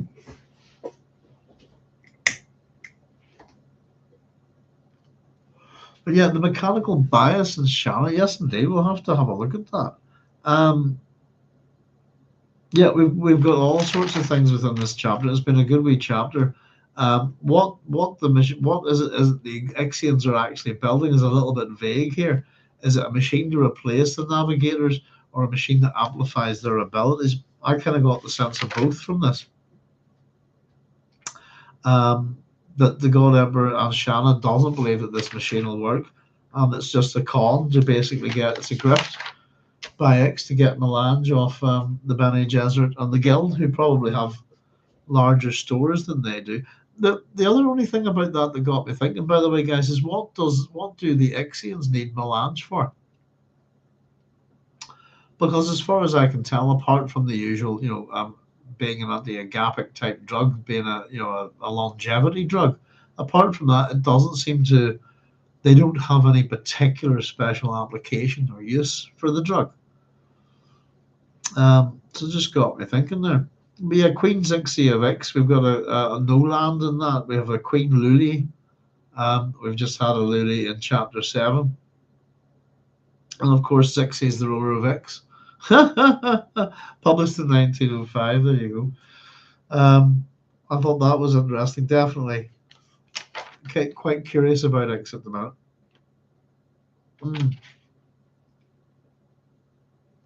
Perhaps he's put in an order for Hwi Noree, one of his forbidden toys. He knows his peril. Aye.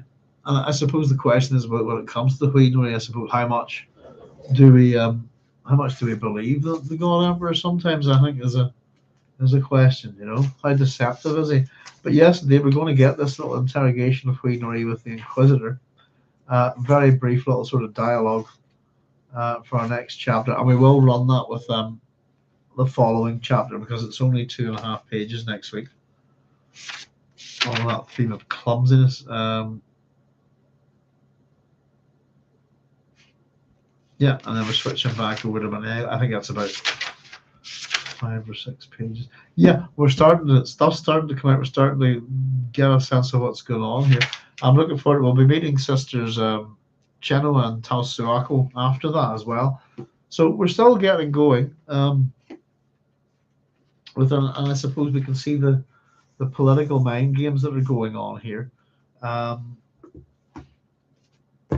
Initially what appears to be again it sort of echoes off that cyclical nature of what happens in Dune, that but like in Dune Messiah, we appear to have these groups working together against the Atreides, against the God Emperor, and it looks like they're basically screwing each other over.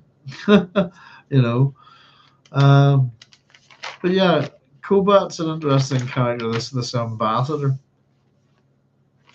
being put on the spot here, and how Shanna deals with him. The whole chapter is basically pretty much an interrogation, and we get to see this kind of debasement of the Fremen, their society, even to the level of artifacts of their culture, and the level of control that the God Emperor has. It seems that they're almost prisoners. And really, why did he? The question is, it's a very good thing, very good question to ask. Why did they do that to the Fremen? And surely, with all the Golden Path, the prescience, all of this kind of thing, surely you need people like the Fremen ready for the fight at the end of the universe. You need those hard fighters, don't you?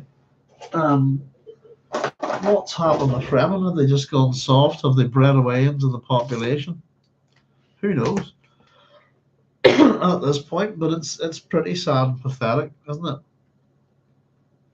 It's not even like by a genuine Fremen, Chris knife, only 50s, this kind of thing. It's by a cheap plastic taken from a real mold of a real, there's real degradation there. And the Fremen's response, I think, was almost as shocking to. And again, I think, as just to say this, I suppose as readers, we should be shocked at what the hell's happened to the Fremen. You know, hey, we've all got to make a living, don't we? Is basically what they're saying. Um, Luciana says that you're not alive, be gone. He is alive, but just not to her standards, I suppose. Maybe making the best of a bad situation.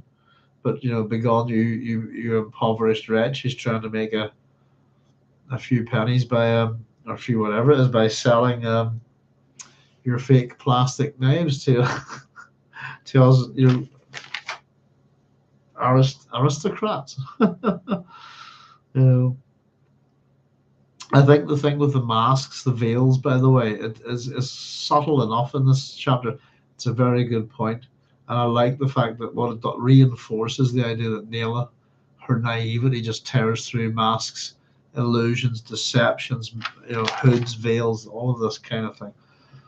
And it works on another level within the text, is that everything is veiled a bit, isn't it? That Kobat knows X, Y, and Z, but he's only trying to reveal X, and Shanna's trying to get to Y and Z, and as she interrogates him. So it's a very interesting chapter.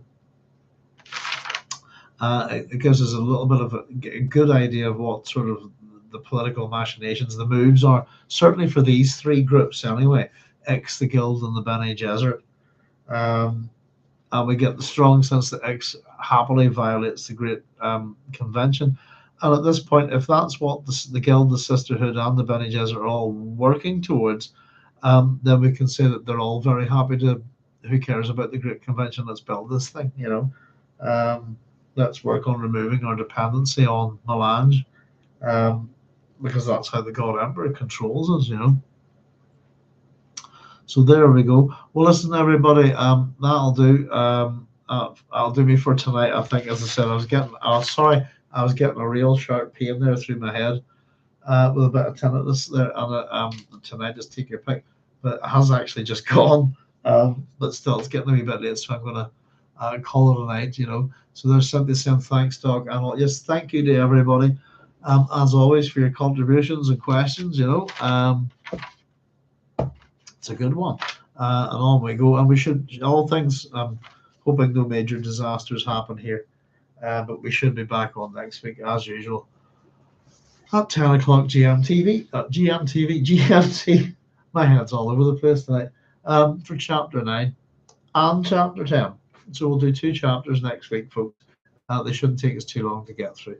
And yes, indeed, we're going to meet Hwi Noree, a very interesting character. And again, I'm starting to think a fair bit about her, So there we go, folks. Yes, everybody who's still there, thank you very much as always. It's really good of you to join us as usual. And on we go. And I'll just say to everybody, look after yourselves, especially some of you out there in the Middle East and stuff at the moment. Really take care, be safe, and thinking of you. And yeah, we'll see you all real soon. So all the very best, folks. Take care and good night. Bye-bye. Oh, here we had this problem last week. I couldn't figure out how to end the show. Got it this time. There we go. Figured it out.